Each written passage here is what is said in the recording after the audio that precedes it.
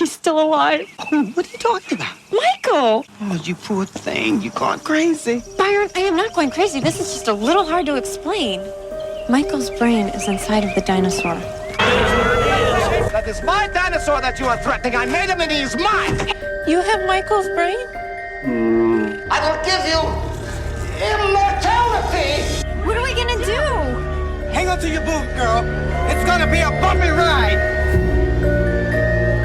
Welcome, everybody, to Midnight Cinema, your deep dive into horror movies, sci-fi films, cult classics, new and old. Warning, everybody, there are spoilers ahead. I am Art Hennessy in San Diego, California, where we have a lot of paleontology out here. Oh, I'm Dr. Grant from Jurassic Park, and I have nothing to do with this movie. I just wanted to see if I could do an Alan Grant voice, and I can't. Sorry, Sam. I'm Erik in Salem, Massachusetts, and we don't have a lot of paleontology out here, but we have comic book villains, and we do brain transplants here, and we have a lot of animatronics. I myself have animatronics, so I know what they can do. Yes.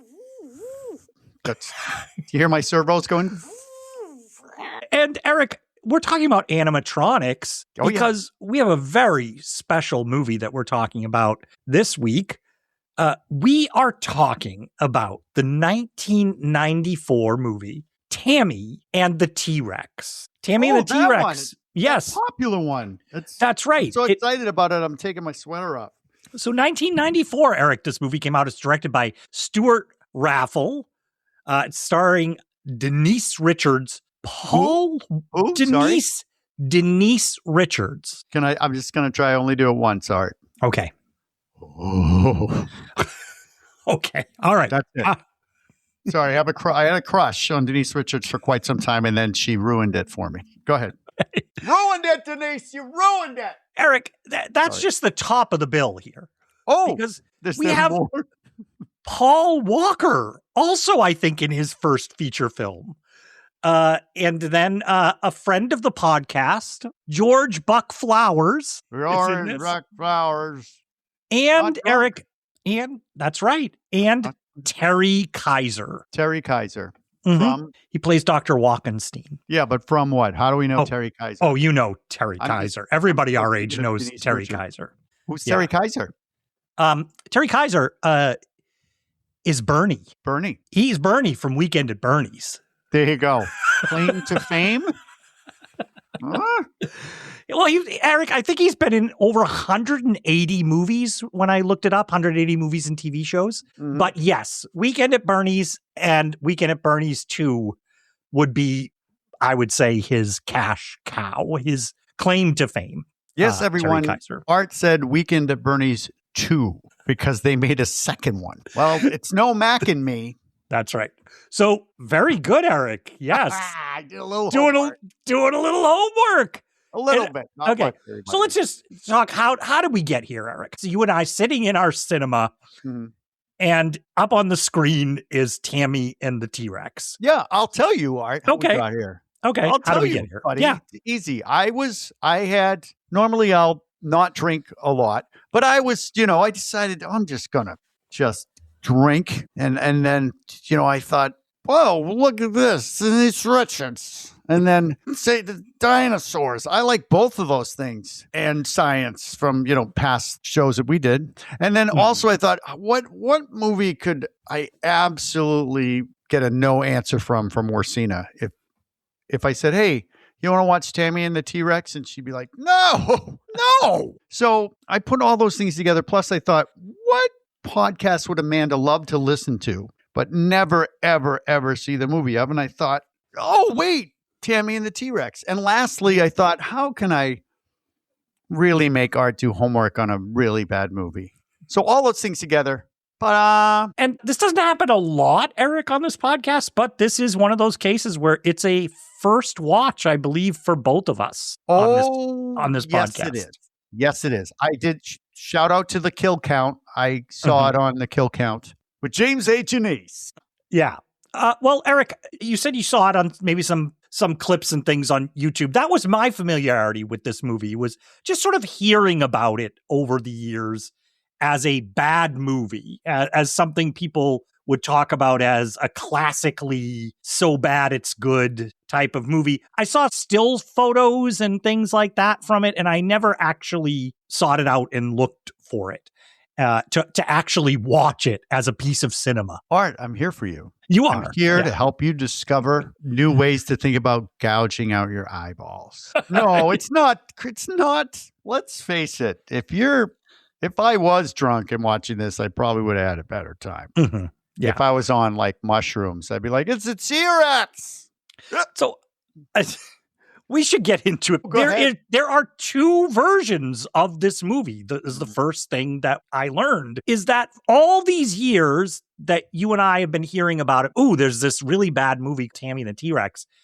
It was an incomprehensible PG-13 movie that didn't seem to make any sense to people. And so it would be talked about as this bad movie. Apparently, Erik, though, that all changed in 2019 when they found the cut footage from it that revealed that it was actually a gory horror comedy.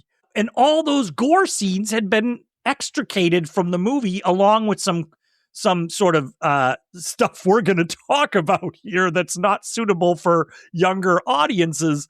And they found that footage and put it back in. And that's the version that's pretty much currently playing across all the streaming services and everything now. I love that you said it's currently playing across all the streaming services. And it is like on 6 or 7. You don't have to really look hard. You can find the unrated version right away on Roku.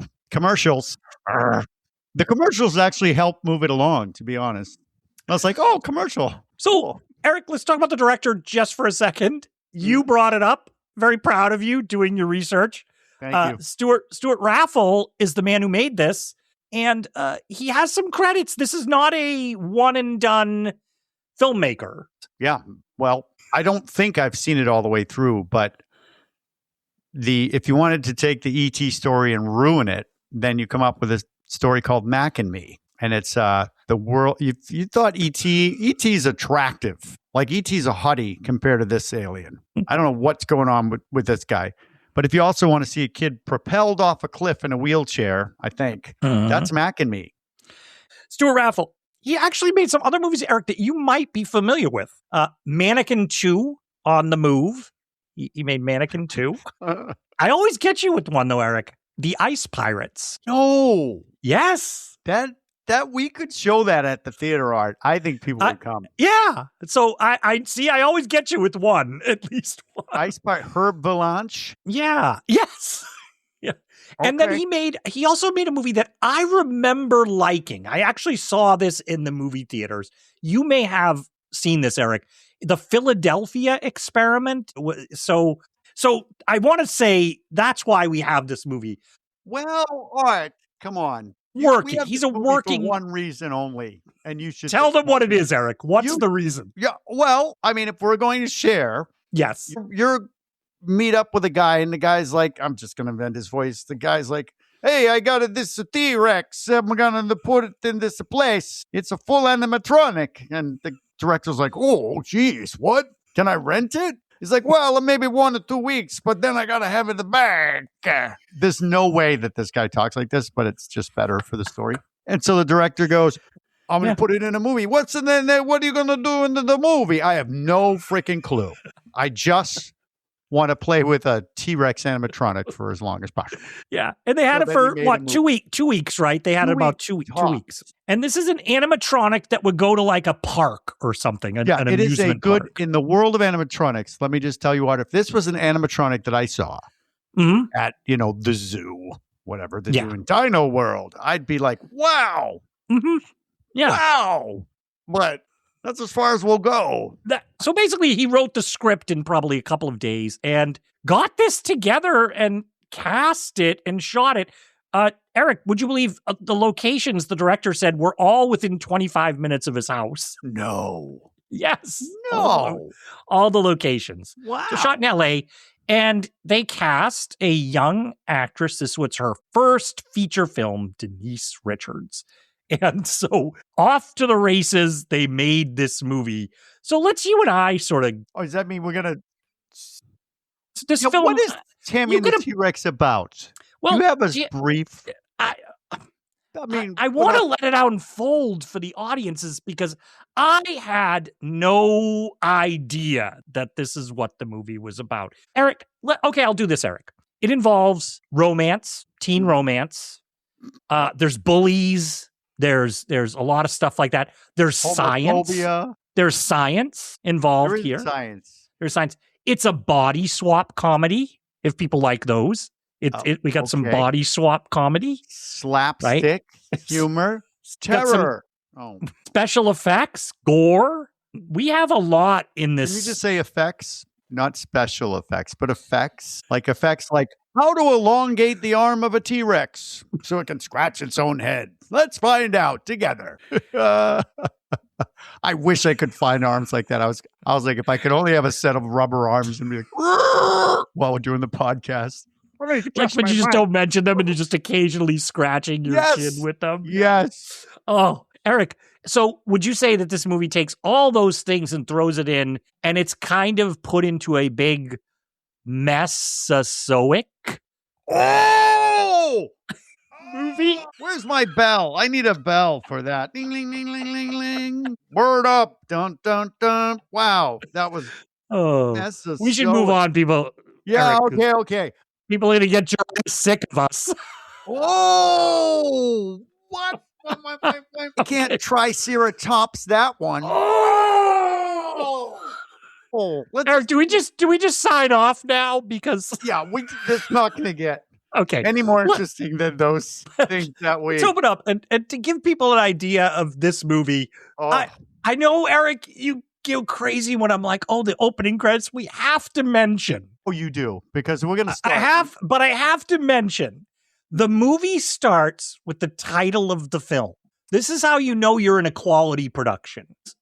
Erik, we've said it a few times already in this podcast. The name of the film on the posters, everything is Tammy and the T-Rex. Yes. And Denise Richards, main character, she is referred to as Tammy through the entire movie. What is the title that comes on at the beginning of the movie, the first thing you see? Don't get that upset because Denise Richards does not take her top off and the T-Rex. Nope, that's not it. It's called not Tanny with an N. Tanny, popular name in the 90s, I guess, and the Teenage T-Rex. Yes. That's the name of the movie because that's the title of the movie. It's like Humanoids from the Deep. When you see that, you go, wait, what? What are we watching? Yeah, I was so thrown. And just to tell people, at the end, on the credits, she is billed as Tanny on the end credits as well. And I did have to, that was one of the first things I looked up in my research. And the director is like, no mystery. The people making the titles just made a mistake. That's it. That's all he said. Nobody checked. Wasn't it the last thing that you do? Nobody checked. But no more. He said there's really no more explanation than that. The people. Well, you know why, Art? Because the guy doing the titles, he was like, he happened to have the same voice as the guy who owns the T-Rex. He's like, you know what would that be good is if we don't end the teenage T-Rex. And we call it the Tanny. What? Tanny. And the teenage T-Rex. I'm putting it in. I don't know what. I'm just trying to have fun with it. All right, Erik. So we open on cheerleading, dancing practice in a gym with the lovely Denise Richards. She's in her first film here. They're centering on her. They're doing a dance routine. She's very cute, and she's the dream. Yes. You don't know why. Her eyebrows are enormous, and I love them. Her top, however, not very enormous, meaning the amount of clothing she's wearing for this. It's a high 90s, like a halter top without the halter. It goes on for quite some time. I think they had enough time to rehearse these women for maybe like would you say like a couple hours did they maybe have to rehearse this routine that they're doing? I would say an hour and 15 with a 10-minute break. So she's dancing, and we can't go. The song that's on the soundtrack, okay, is a hard rocking song about dinosaurs. Yeah, It you got is some of actually about dinosaurs. You got some of it. Yeah. I have none of it. Dinosaur music inside my brain. Sometimes I feel like I'm going insane. I feel the rumble. I feel the roar. Dance to the music of the dinosaur. Oh my gosh. It's like they made it up right there and there. You know what? My daughter's here and she's amazing at making up instant songs. So look, here she is. Hey, hon. So we're doing Tammy and the T-Rex. You know, that's an awesome. So you gotta. Can you come up with a dinosaur song? It's gotta be Rocky. Yeah. Dinosaur. Her name is Tammy. If she does something wrong, she'll hit the slammy. She'll go to jail. Dinosaur jail. They have bigger dinosaurs that will surveil and keep them inside. Dinosaur surprise. Capitalism in dinosaur eyes. They still have structure just like human beings, except for one thing. They don't have no fingies. See what I mean? I hope that was good. A+. Awesome. Yeah, this is a political movie, so good job. Yes, this is what I mean, artist. That my daughter's very talented and could come up with. That's amazing. I mean, it's about as much sense for the movie as this song does. Yes. So I have a question for you, Erik. Yeah. They're dancing, okay? And the choreography seems like it's to this song. So are they dancing in the movie to this song, or is that just on the soundtrack for us? Ooh, I don't know because I'm too focused, to be honest, on Denise Richards. And you would think I'd be looking elsewhere, but I'm looking right at her face because she always has this look on her face like she's determined and confused at the same time. All I've heard about Denise Richards, as far as when you read interviews with people and they talk about her, she's a very nice person and very lovely. And I assume watching this, Erik, she worked really hard. She wanted to make sure she was doing a good job in this. You just get that feeling. Art, while we're here, then I'll point out that that's a problem with Tangerine and the T-Rex, a tiny T-Rex, is that she's playing it serious. Oh, yeah. Nobody, her boyfriend as well, nobody else except maybe the parents are playing this serious. So it just... I'm glad you pointed that out. I know that you want to spend as much time on Tammy and the T-Rex. Tammy and the T-Rex. Well, Erik, we have to move on, though, unfortunately, because into the gym walks right from football practice. He's got his shoulder pads. He's got his helmet. He's got dirt on his face. Is Paul Walker. R.I.P. Paul Walker. Paul Walker's dead? Yeah. What? Our Fast and Furious guy. He's sorry. Yeah, remember the Fast and Furious guy? Yeah. Is it, how long ago? Because if I... That was a little while ago. I joke about it. I guess it might not be funny. Well, yeah. I was in the 80s in high school, but he's rocking the crop top, and I had one. I had one in high school. It was a crop top with a mean Mickey Mouse on it. Yeah. So, good for you, man. He's coming in, and he's watching her dance, and he's liking what he sees. And you're getting the idea that these two are a couple. They must be a couple, right, Erik? They must be together. They are. Mm-hmm. But there's something weird here. She seems she likes him. It's clear. And I love this. She's like, I got to go to sociology class. Do you want to walk with me? And first of all, you're like, what is this school? She's having cheerleading practice and he had football practice, but now they're going to class. Yeah, they're all sweaty. They can go to sweaty class together. They're a cute couple. They walk out and they meet a friend when they're going out who's going to actually play into the movie a little bit. Oh. Their friend Byron. Byron is going to come in. And he has Byron's got a ton of personality. Welcome to the 90s, everyone. 90s comedy. Yes. So they add a person who's gay and make sure you know with every every sentence that they're gay. If you forgot, they're just throwing it in your face. And God bless this guy because he does a great job. He really does. And he makes an impression. But there's trouble, Erik, in this budding relationship. Budding? I get it. You picked up what I put down. Yeah, budding relationship. Very good. Very good. Mm-hmm. She hands him back a flower because he must have sent a flower. No, it's yellow. Yellow. Oh, it's yellow? It's a yellow rose. Oh. Yeah, and she's like, no, we can't. And he eats it. And she's like, you're crazy. That's why I think I like you so much. And then she rolls her eye. She laughs a lot in this movie. But here's the thing. She has another guy that's interested in Billy. Ex. And Supposed to be her ex-boyfriend. But she's like, hey, I can't be with you. You know that because of Billy. And he's like, I'm not scared of him. And she says, you should be. You should be. So just in time, here comes the ex-boyfriend, Billy, who's like he's not like a huge guy.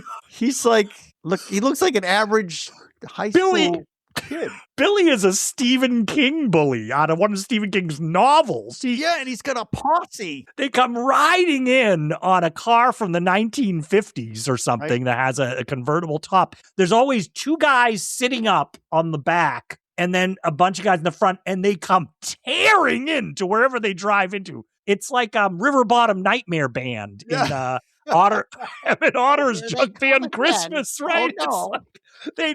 They come in and they just and they pull up all the sidekicks. His girlfriend, his current girlfriend, by the way, which I think her name is Wendy. Is that Wendy? Is this the one, Erik, who looks like you're like? Is that Alicia Silverstone? No. And she has a dueling top for Denise Richards. Denise Richards has that.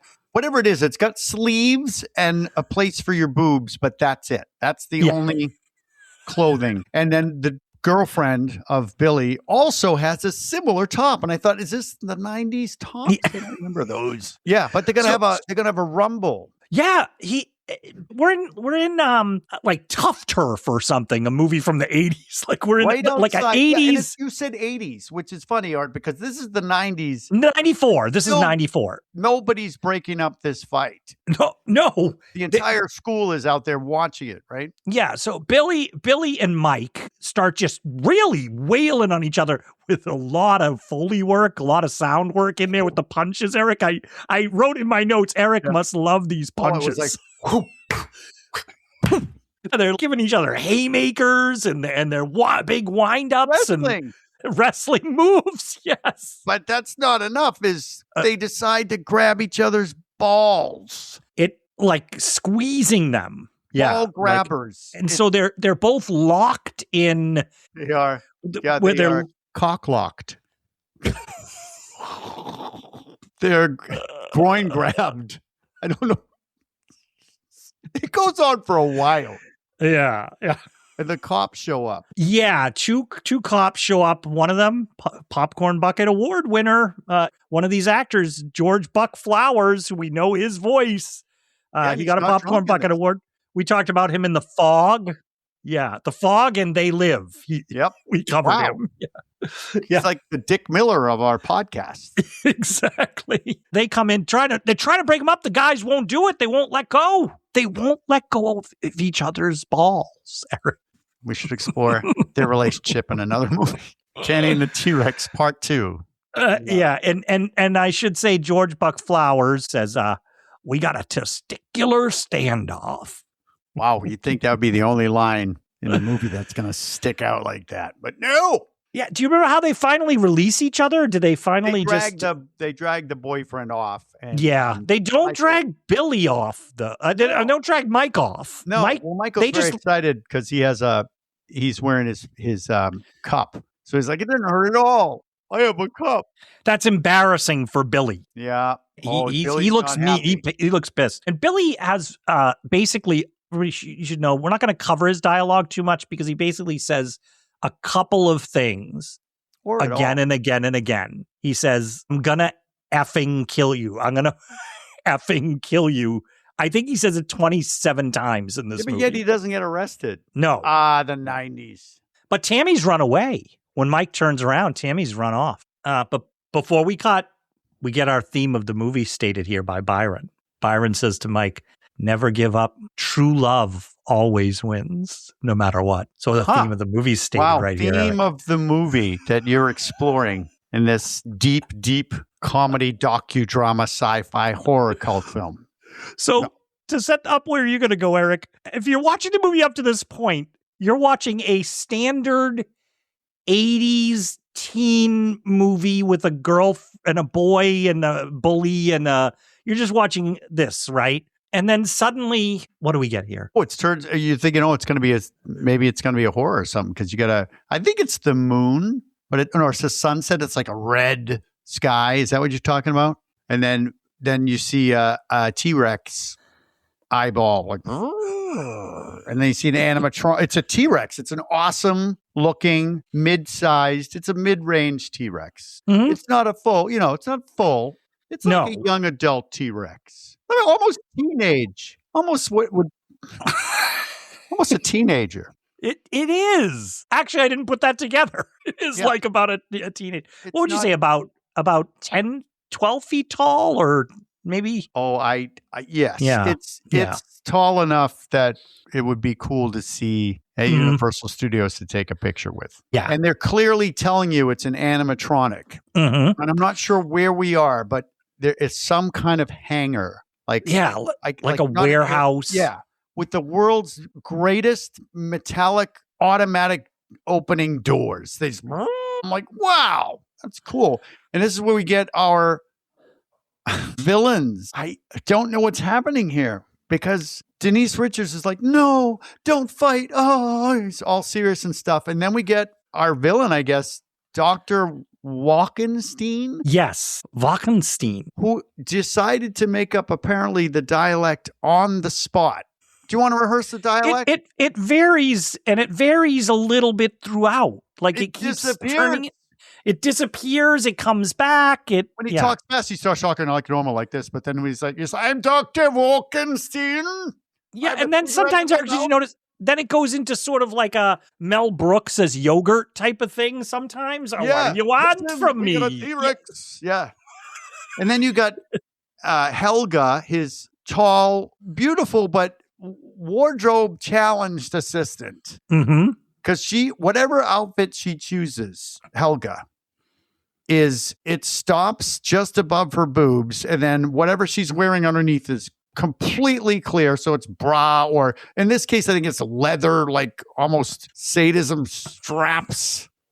So you get her, and then you got Arnold Schwarzenegger. Yes, jacked guy, Gunther, right? That's Gunther, I think they call it. Do I know? But he's wearing a black tank top. Everybody looks hot in this. Let me say.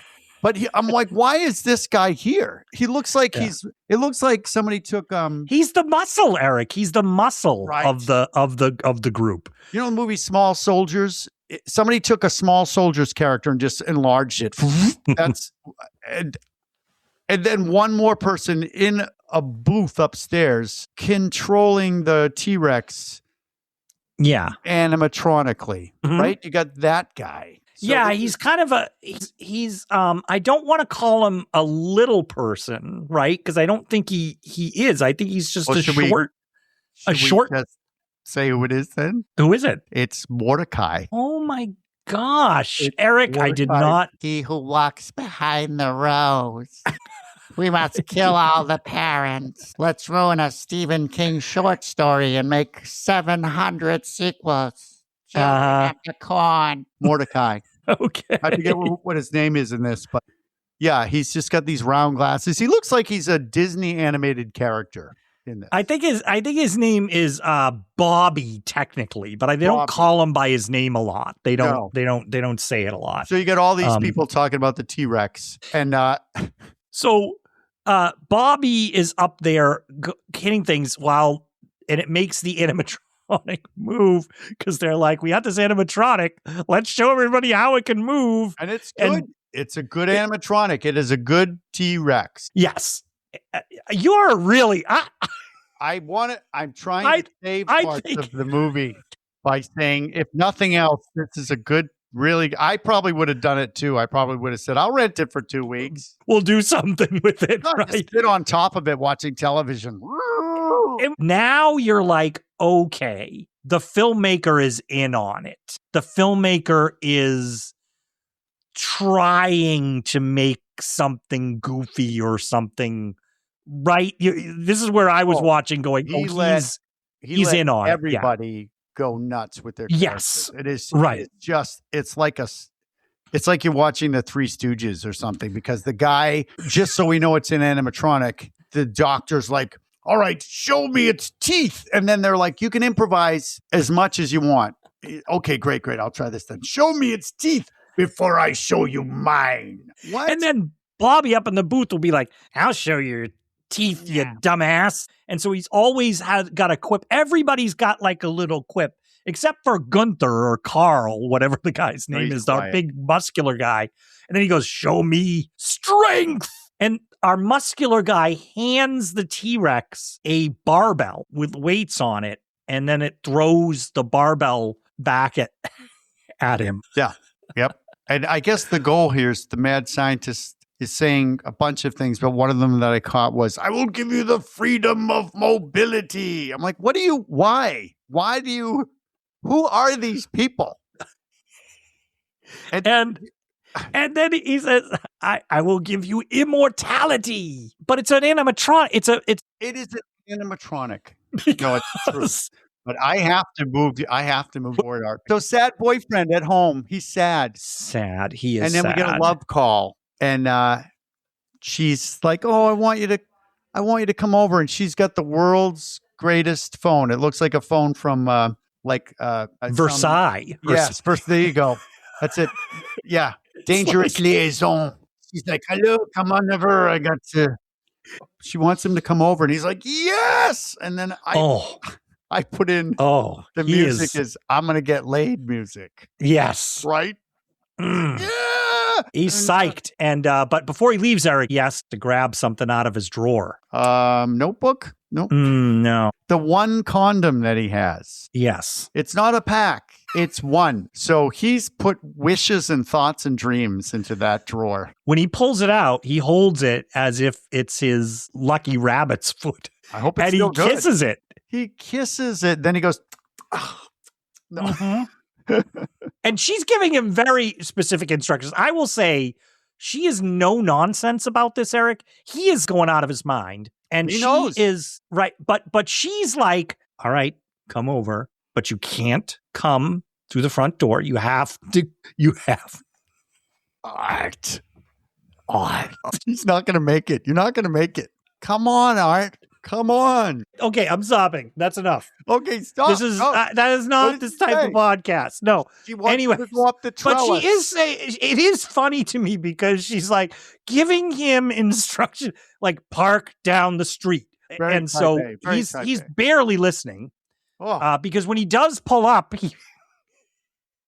he definitely pulls up in front of the house just a little bit. So he's not really doing what she said. No, he's not thinking with the top part. He's the triceratop part. Yeah, he's right. He's thinking with his Brontos brachiosaurus. He's thinking with his T-Rection.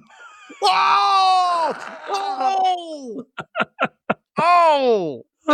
Yes. Wow. Oh my God. He climbs up the trellis and I don't understand what's happening here, but they're knocking over stuff and laughing about it. Like, shh, be quiet. They knocked the whole phone down. Shh. And outside, this car pulls up and it's the evil ex-boyfriend's girlfriend and her friend. Yeah. Her significant.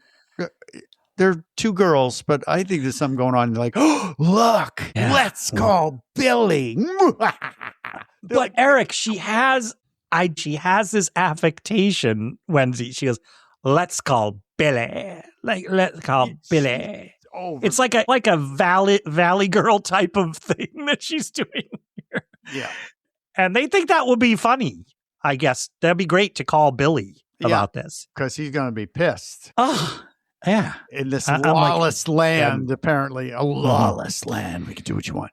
But Michael gives her a bracelet. It's a bracelet. It's like a little, yeah, right? it's a little bracelet. Yeah, a little bracelet. She goes right in though. She goes right in for the kiss. See, I thought she was going to say no. Look on her, Denise Richards. That's what I thought too. But I that's thought just her face art. Confusion yes is the one, and deep thought. That's what she looks like all the time.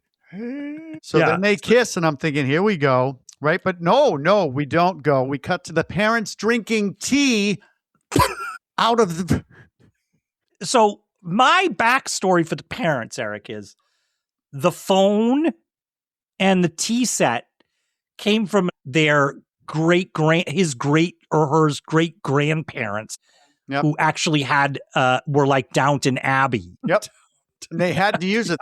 Billy shows up with an unreasonable amount of people. And I, at first, Art will tell you that this is possible. Because when you watch this and you say, oh, I can't believe this. A bully is showing up with a bunch of bullyites.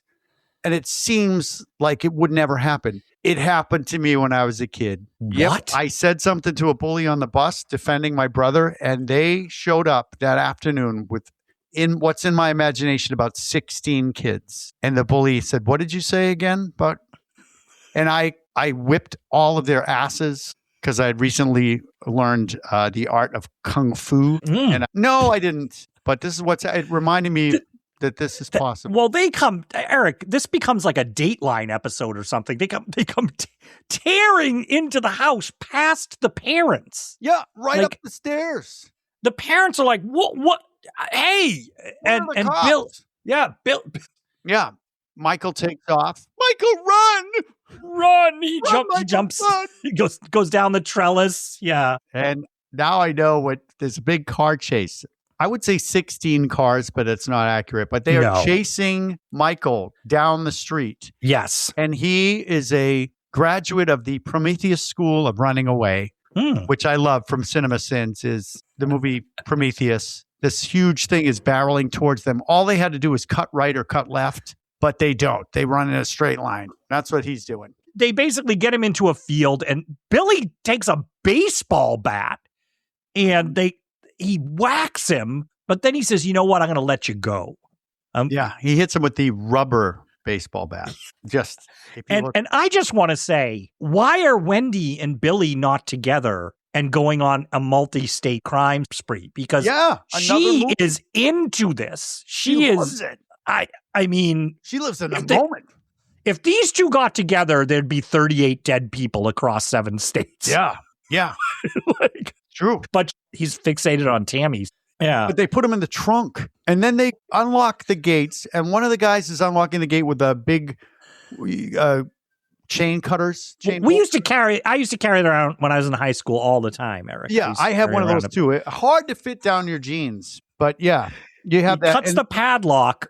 And this guy is one of his cronies, and I forget what the name is. He goes by Weasel or Dinky. Weasel. Okay, He's got the Weasel? Yes, Weasel. He's got his hair is reddish and it's tufted up. He's that guy. He's in a lot of movies and stuff. Sean Whalen is the actor. Yeah, Weasel is one. I forget what the brothers are called, but in It's Always Sunny in Philadelphia, one of the crazy brothers. I'm like, oh my God.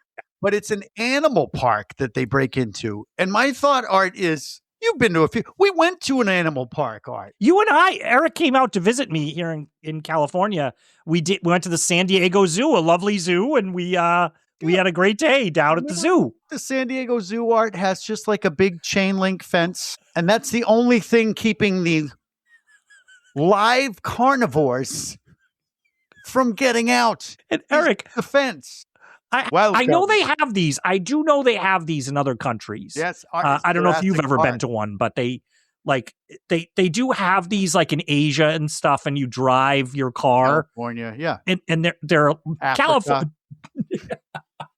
I would say Africa, yeah, places like that. But it's like Jurassic Park where they're just free roaming beasts. And they throw them on the ground, right? Here's what I thought. I don't know if you caught the name of the place they live in, but I was like, this has got to be Traumaville. These characters, they're from Traumaville. That's what it is. Right. Yeah, and they drive away, leaving Michael. They leave him in the middle of As soon as they drive away, he stands up to walk out of there. He has no idea he's in the middle of a wild animal reserve. And when you say wild animal reserve, yes, that's it. All the animal, there's no pens, there's no nothing, because the first thing that you see is I think it was a leopard. It was either a cheetah. I couldn't tell if it was a cheetah or a jaguar. I couldn't. Yeah, it was one of those. Yeah.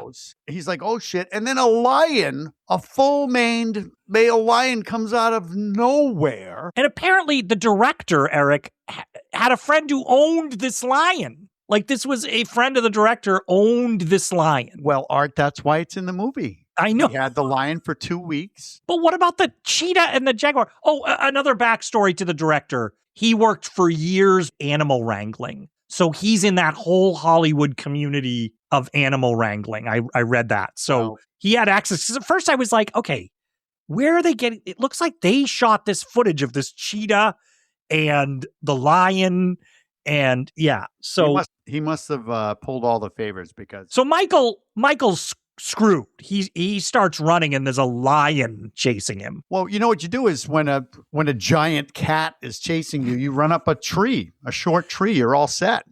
Bad mistake, though. Bad mistake. Because there's a panther up in that tree. A black panther in the same area as the lion and the whatever it was, the cheetah. I just think every herbivore in this safari park is hiding right now. They're like, oh, it's nighttime, everybody. Teeth and claws everywhere. Yeah, and he jumps down, and there's the lion, and lion gets him, and so this is a real lion attacking a stuntman. They're not faking it. No. So is this lion domesticated? And because it is chewing on the person's head area. Yeah, well, I've seen enough. One of my kids loves giant cats and is always showing me videos of what looks like people being mauled by their pets, but they're not. It's playing with play. Yeah. So, but he's never. I would never. Like I would never. Well, what if you had one in a magic show? That would work, right? Like maybe in especially if they've if you've been working with them for years. You've been working with them for years. But they had explosions and loud noises and 1,000 people in front of you. Nothing's bad's going to happen. Well, Erik, they love show business. They do. The those cats. Yeah. But the game warden shows up. Okay. Where was he earlier? No, wait a minute. Okay, let's go back a second. Go ahead. The game warden shows up with game warden on the side of his truck that they look like they realized they needed to have it right before they started shooting. Yes, because they put it on warden. Yeah, and he comes out with a freaking gun. And does he shoot the lion? Yes. Kills it. So, well, you know what? He's not dead because the ambulance shows up and takes him to the hospital. And then Denise, Tammy. Next day. So or next morning. Yeah. And Byron. Yeah. Show up. Byron. And my first thought is, what the hell is Tammy wearing? Was she just at like a Molly Ringwald photo shoot? What she has on the hat with the flower, the one flower, I think it's a little Diane Keatonish, right? Diane Keaton, Annie Hallish. Something.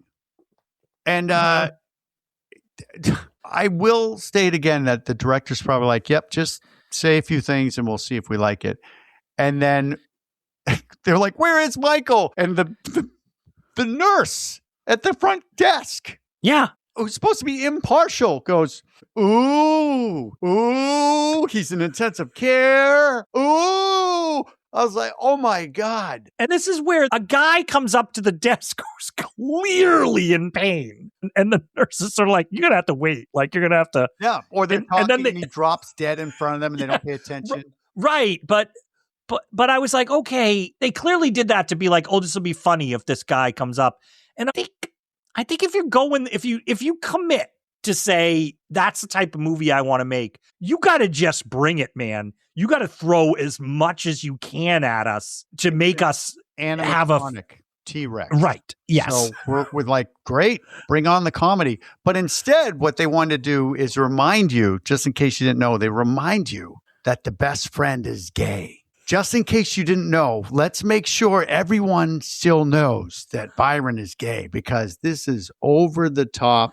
I was like, is this a sitcom? What's happening here? Mm-hmm. Right? Well, they go in and Michael's all hooked up to machines and stuff. I was like, why is his face not just completely ripped off his skull? Well, he does have a bruise. He's got a little bruise. Got a little bruise, but his uncle. I'm glad you're here. Thank goodness you're here, Charlie. He's in a coma, and we learn he doesn't have parents. Erik. No, he doesn't. He doesn't have parents. Uncle Bob is here, and Popcorn Bucket Award, Erik. What? For Uncle Bob in this movie. What? Oh, yeah. What are you talking about? As a matter of fact, not only a Popcorn Bucket Award, Erik, we have to correct ourselves because we didn't give him a Popcorn Bucket Award before, and we should have. Okay, we did a podcast, Erik, on the movie They Live. And in that movie, we talked a little bit about this guy because at the very start of the movie, when Rowdy Roddy Piper first puts on those glasses, a businessman walks up to the newsstand. No! And it's the first time we see an alien in that movie through the glasses, and it's this guy, John Goff. What? You did do homework. That's him. But here's the thing, Erik. So for those who have listening for the first time, Popcorn Bucket Award goes to anybody we've talked about twice. We missed it on that one, Erik. Buck Flowers, who's in this movie, was one of the sailors on the boat that got attacked in the fog. This guy was one of the sailors too. Shut Erik. He's the other guy. Yeah. He was the one who's like, the other guy was at the window, was like, you got to see this. And he was the one who's like, I bet it gets killed. Wow. Yes. Yeah. All right. So, well, why don't I turn on the printer and we can print out a photo? Oh. But anyway, so John Goff, congratulations, John. You get a Popcorn Bucket Award. We've talked about you a couple of times on this podcast. Sorry we missed you before, but yeah. Come see this movie and you'll see your face right up there. But the thing is, Uncle Bob doesn't do much because he's a drunk. He's just passed out in the chair. You know what'd be funny though, Art, is if the guy Byron, he's like, oh, girl, and stuff, and he grabs the unreasonably big flask and it's like, oh, I need that, and drinks from the drunk uncles. It's just not good. And there's confrontation. You could see me pushing this forward. Billy shows up. They let him in the hospital. They let him in the hospital. He slaps her in the face. Slaps her? I thought it was like a closed fist. I thought he kind of really smacks Denise Richards. But she hits him in the balls. Billy is not having a good time with his. And then there's stupidity here because they're like, Byron's like, I'll scratch your fucking eyes out or something. And then when Billy's gone, they both look at each other, Tammy and Byron, they go, I'm like, your boyfriend's in a coma. Your boyfriend's in a coma and your criminally insane boyfriend is roaming around free. Yeah, it's no big deal. 20 people came into your house, but it's no big deal. But there's a lot more going on at this hospital too, Erik, because downstairs enters our scientists. Oh, Dr. Wachenstein and Helga are here. You know, it'd be funny. Does Helga Helga doesn't even have an accent in this, does she? She does not. She should, right? Like they're trying to do Helga. Because I'm thinking of like Terry Garr in Young Frankenstein, that type of Helga assistant. Was like, your accent sounds so stupid, I'm not doing it. And then the other guy who's also, what did you say, Sven? Or whatever his name is. Gunther? Is it Gunther Carl? I think they call him Carl and Gunther at different times. Yeah. But he doesn't have an accent either. Just this guy occasionally. And you know what would be funny is if the actor said, I want to have a cigarette in my mouth, but I just talk the whole time with it in my mouth. It'd be funny. Wouldn't that be funny? And what is she wearing? What is Helga wearing? It looks like that she's going to work at the strip club right after this. Thank you, wardrobe. All of her outfits are outrageous. They're like, ooh, look at the front of my boobs. Yeah. You know that she picked her own wardrobe, 100%. She's like, I want to do this. And they went, okay. What does it have to do with your character? Nothing. I just like my boobs and I want to show them. Fine, okay. And the actor, she's having fun with the role. Well, they're all having fun, but at our expense. I think that's correct. Says to her, I forget who it is. He goes, didn't I see you in a movie? And then the doctor goes, you didn't see that one. I'm like, what What does that dialogue have to do with anything? You didn't see that. So the reason that Wachenstein and his compadres are here is they need a body because they want to get a brain to put in their T-Rex. Oh, because there's a plot to the movie. Oh, holy shit. Yeah, but they come in. This was very Young Frankenstein. You know he pulled it from Young Frankenstein because he's beating on the guy's chest. Live! Live! It's a lot going on and everybody's saying jokes. And Helga is like doing mouth to mouth and constantly caressing Paul Walker, Mike's body. Well, like she's can't blame her a little bit for that. Yeah, he's hot. He's hot, yeah, Paul Walker. Denise faints. I mean, yes. Sorry, Denise. Tammy faints, and Byron also faints. So they're out of the picture. They faint. Art. Oh. Well, this is where you figure out that the doctor and Helga are a couple. And it's that over-the-top sexual tension where they're like, oh, so you're like, oh, are they a couple? But they leave. The uncle wakes up. Remember the uncle? Who cares about this guy? But the uncle's asleep. Yeah. He wakes Erik, up. He just got a popcorn bucket award. What do you mean? All right. Well, then he has a line that's very important. He's drunk. You know, when you play drunk really well, this isn't it. But he's like, well, this is just a bad day for everybody. What? And then you get comedy art because here's where you said go all the way, and they didn't at all. She's pushing him through the hospital on a gurney and bumps into a couple of things, and that's it. Instead of him like falling off or, she sits him up. You know what that is, Erik? They had the hospital for 10 minutes. Yeah, and actually the hospital security was probably following her down the hallway. Don't hit that door. You guys need to get out of here, okay? You were supposed to be out of here 2 hours ago. Yeah. They bring him outside. They got a car there. Mordecai's there. Mordecai, the driver. And he got mauled by a lion. Very serious scene. And then Michael is not in a coma. He wakes up. You know what would be funny? They're outside, by the way, in front of the hospital waiting to put him in a car.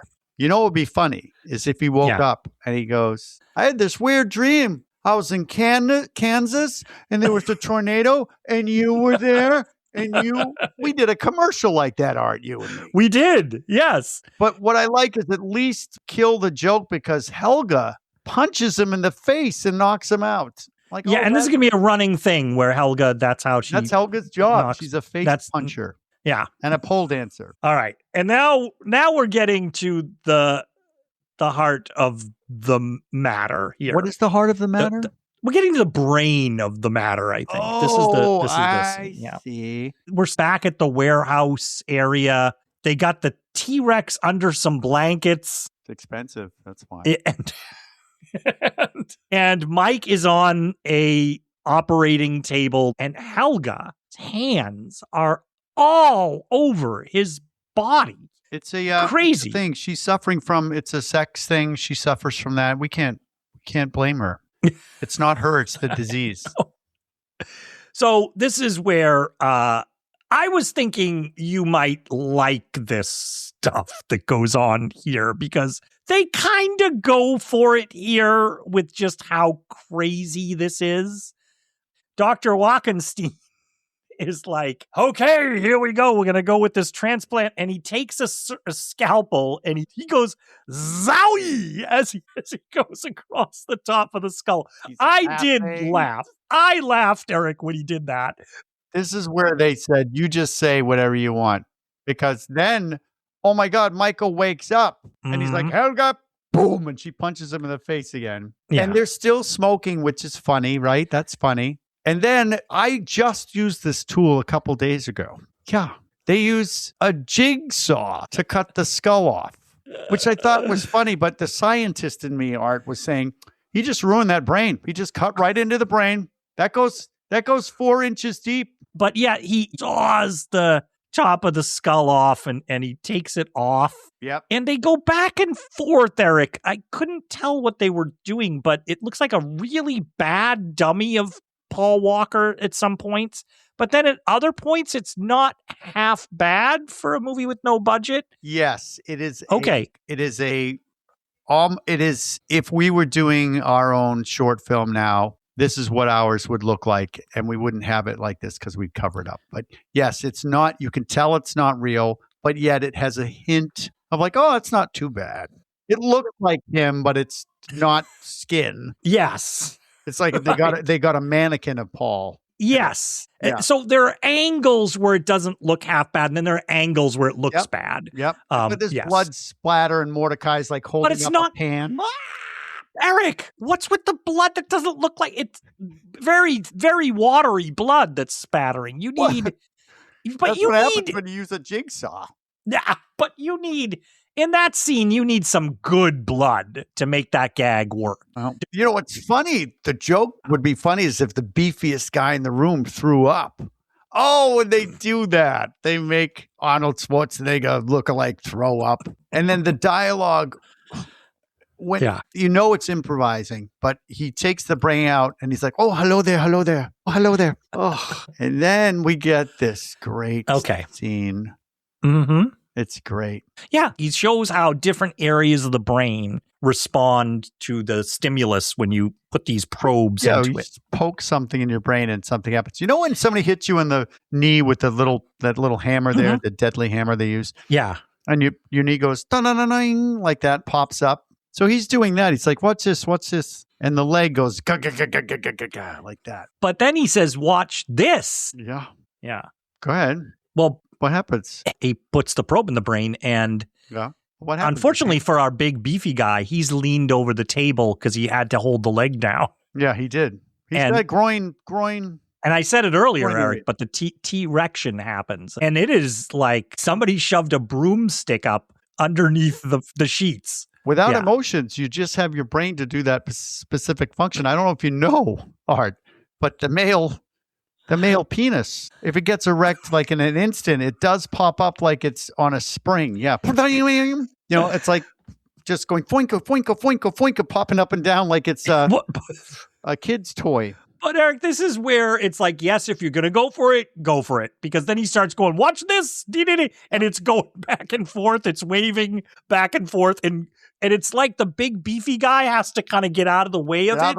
Of his well-endowed, I mean, but they attach, here's the thing, Art, is they'll be attaching the brain to the T-Rex it's like a glass bowl with tubes that they stick in the brain. And it has like a bubbling liquid at the bottom. And then you know what they have to do is they have to do the same test on the animatronic T-Rex. Yes.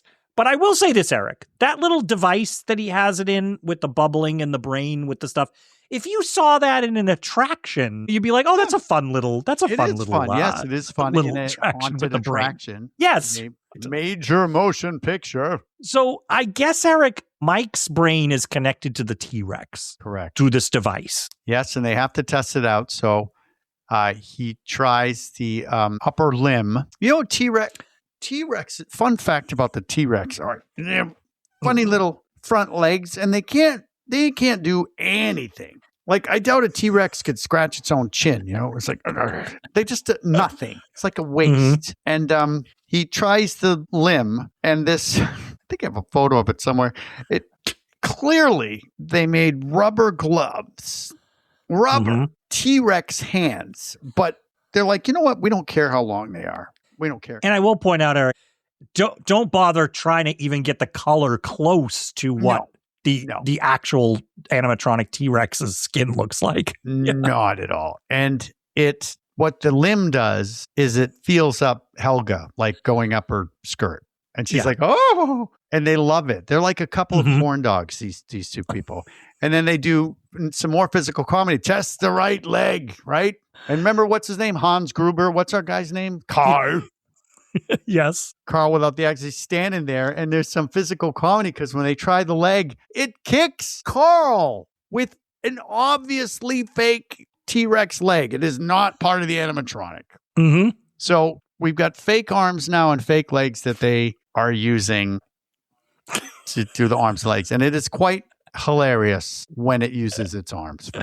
Yes. But the guy says, now you can live again. What? But this time it's forever. What? Who's living again? The T-Rex or Michael? It makes no sense. You have all the same notes I was writing down, Erik. I was like, this doesn't seem So to the make sense. animatronic T-Rex. Yes. Do they put the brain? Help me out here, because Okay. Do they put the brain in? I don't think so. He's going to talk in a second about finishing the procedure, but like I don't. In the morning. Right now, the brain is sitting in a vat of liquid with wires attached to the T-Rex. Right. Yeah. So it's not in the T-Rex. It doesn't look like it. No. Well, no. And they do leave. Helga and the doctor go off to, have sexy time. And Yeah. So we're stuck with Bobby and Carl. Bobby and Carl. Why don't you get some pizza or something and order pizza? And the pizza guy comes. He does. And yeah, he arrives. And the double door. Did you notice remember those awesome double doors they talk about? They open for the pizza guy. yes. But then they close.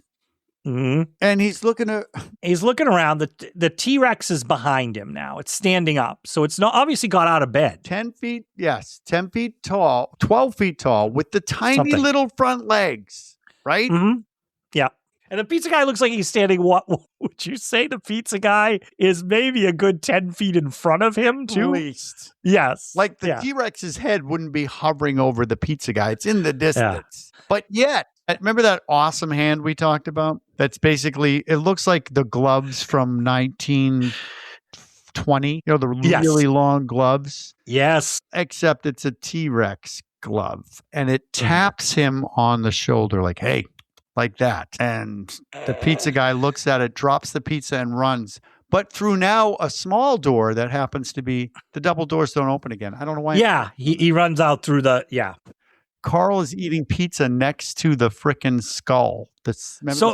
Yeah, they're eating pizza and Carl puts the crust into the skull top. Yep. And Mordecai says, "Oh, what are you doing?" And he's like, "It doesn't matter." And he's like, "No, we got eating the pizza next to the body." And Mordecai's like, "No, we got to put the body back together to bring it back to the morgue." Yep. Well, this isn't a thing, Art, but pizza review. This is a horrible pizza. This is a bad pizza, dude. This is not. It's too small. It looks like they frozen it's pizza. 7-Eleven or frozen. Yeah, you're right. This is frozen pizza. Yeah. It doesn't look like. I didn't buy it. It is only $10 though, because Carl pulls a fast one on Mordecai because the pizza guy just left it on the floor, and Carl goes, "Your half is $5 to Mordecai." And Mordecai only has a 10. What are you going to do? So he has to give him a 10. Yeah. Well, Carl leaves and Bobby staples the skull back on, which I thought was a good transition. It was fake body, and then it cut to what looks like the actual actor. So. Stapled. It's like, those staples across the front. And the T-Rex is watching. And Mordecai, not Mordecai, but that's what I'm calling him. Mordecai makes fun of the T-Rex, but so over the top, I can't stand it. Look at you. Like, just don't make fun of somebody's short arms, because you'd be surprised at how far they reach. This is our first kill, Erik, is happening here. Yep. Our first. So this is Mike. We're to believe this is Mike. Mike is the T-Rex now. Mike is that the guy that just wanted to get laid. That guy.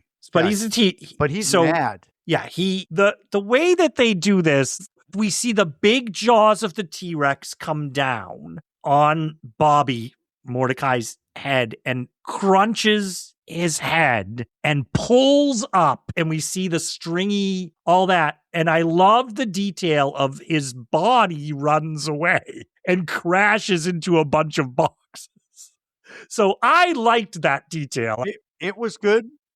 So I can see why people who didn't see this version would be like, what is happening? What's going on?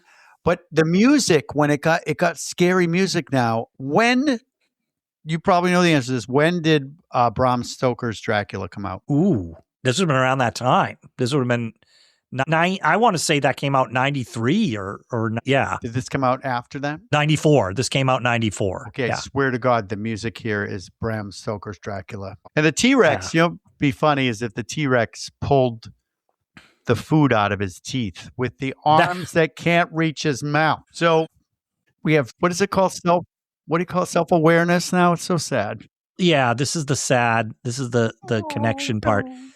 The T-Rex comes over to Mike's body and he's looking at it, touches the head with that freakish hands. But the T-Rex picks up a mirror off the table and looks at himself in the mirror. This is a sad moment. He's like, "Oh no, I'm trapped inside." Well, an animatronic T-Rex. He's an animatronic T-Rex. But what I'm wondering, Erik, is when he picked up that mirror, was he hoping like, maybe this isn't too bad? Yeah, maybe this isn't. What it looks like. Let me.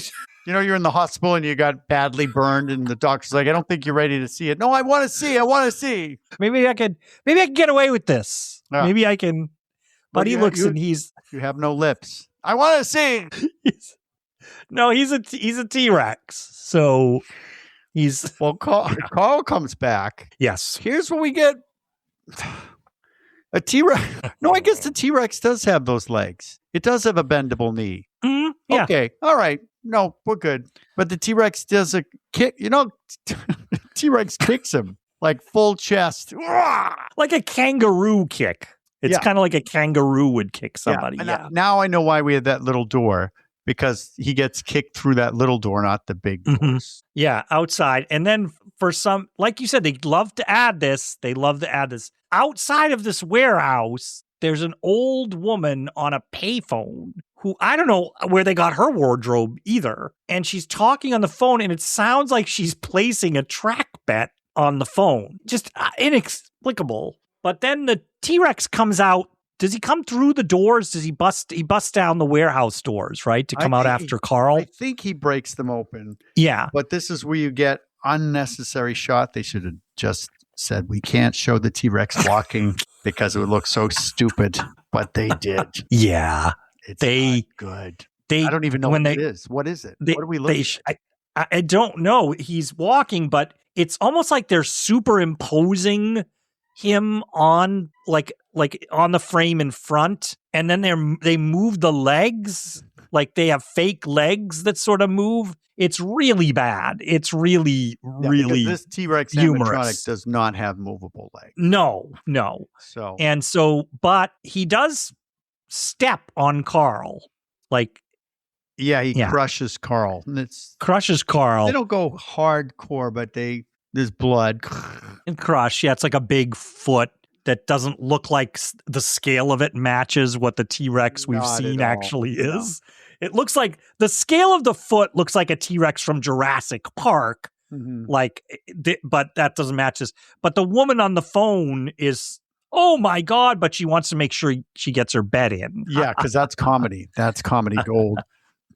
But then it's a good thing she abandoned that phone, because Mike, I'm calling him Mike. It's funny. Call Mike now. Mike the T-Rex. Mike the T-Rex needs to make a call. Yeah.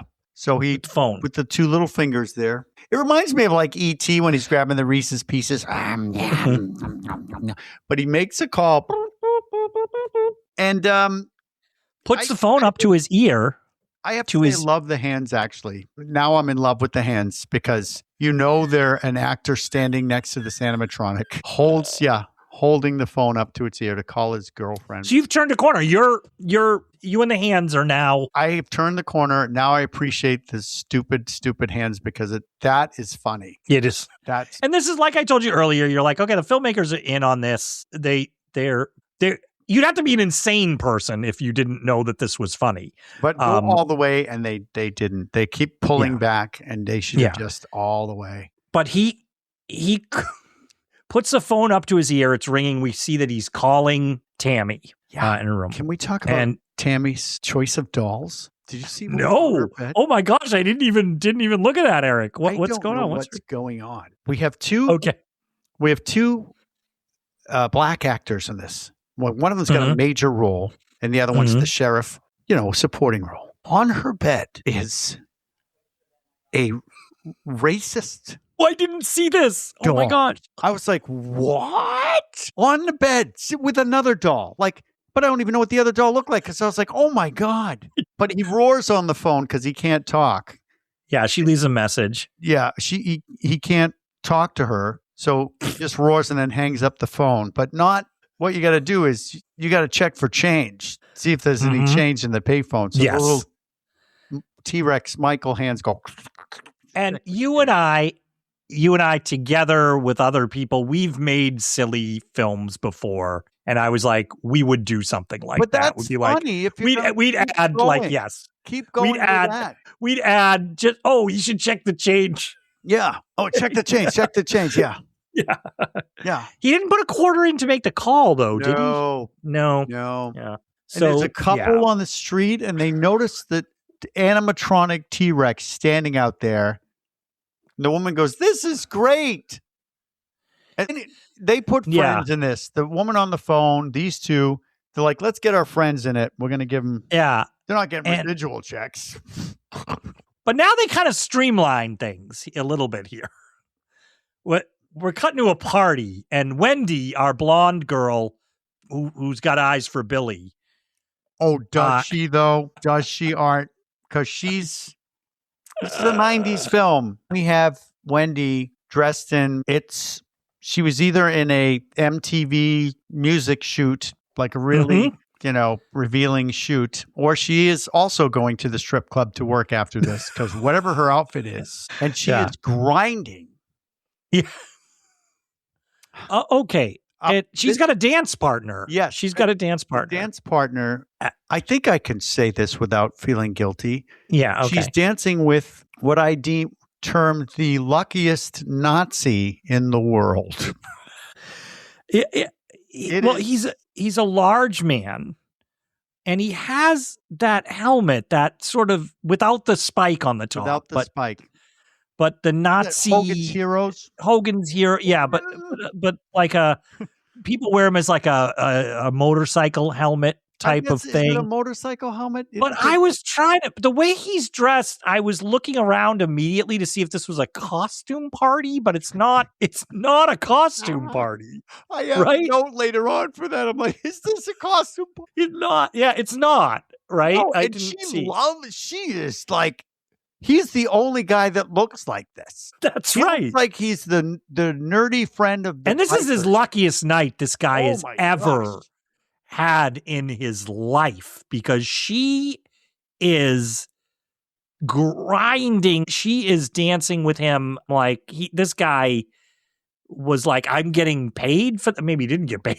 Probably not. He had money for this. I don't know if that's. He got to keep the helmet, probably. Yeah, she is just and these are two people from the beginning, the ones that were in the car.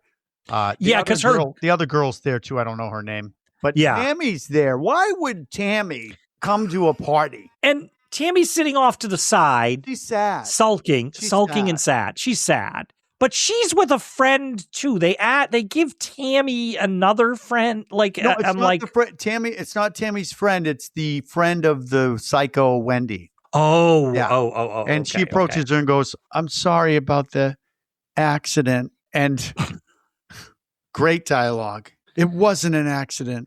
Well, I'm sorry anyway. Oh my God. Yeah. So I don't get why Denise to not be in the movie. Like you're you're not in this movie. You got to be silly and stupid because you're just right now not. And I don't know if you know, but remember Byron? Yes, Byron. Who can forget Byron? Everybody knows Byron. Right. Eric. Well, everybody gay. knows Byron.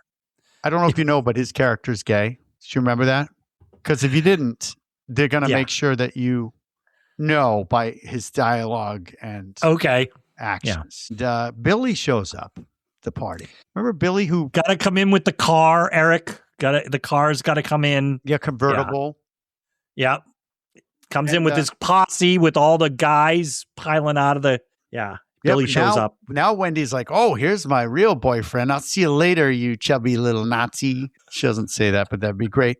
And then Billy's not in the mood right now. Yeah. But I just want to clock some of the outfits that outfits were 90s outfits. I thought the 80s had some really interesting shit, but Yeah. I forgot about the 90s. And Yeah. this is some 90s stuff here. Well, this did remind me a little bit, when I said Wendy, the Alicia Silverstone thing, she is doing a little of the Cher from Clueless type of outfits here. There you go. Right. Yeah. Mm-hmm. Yeah.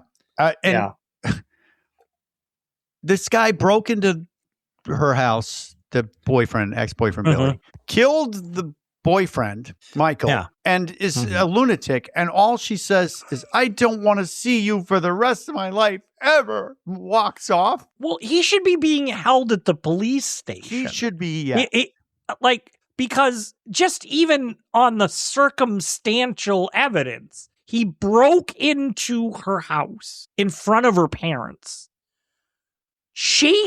They all witnessed him chasing Michael out the thing.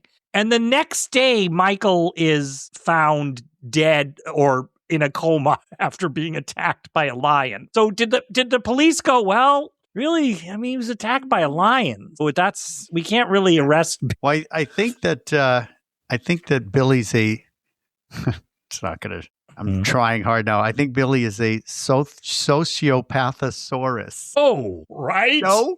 Yes. It's been a bit. I try to bring it back. And clearly his girlfriend's the new Wendy. Wendy's a psycho. Yes.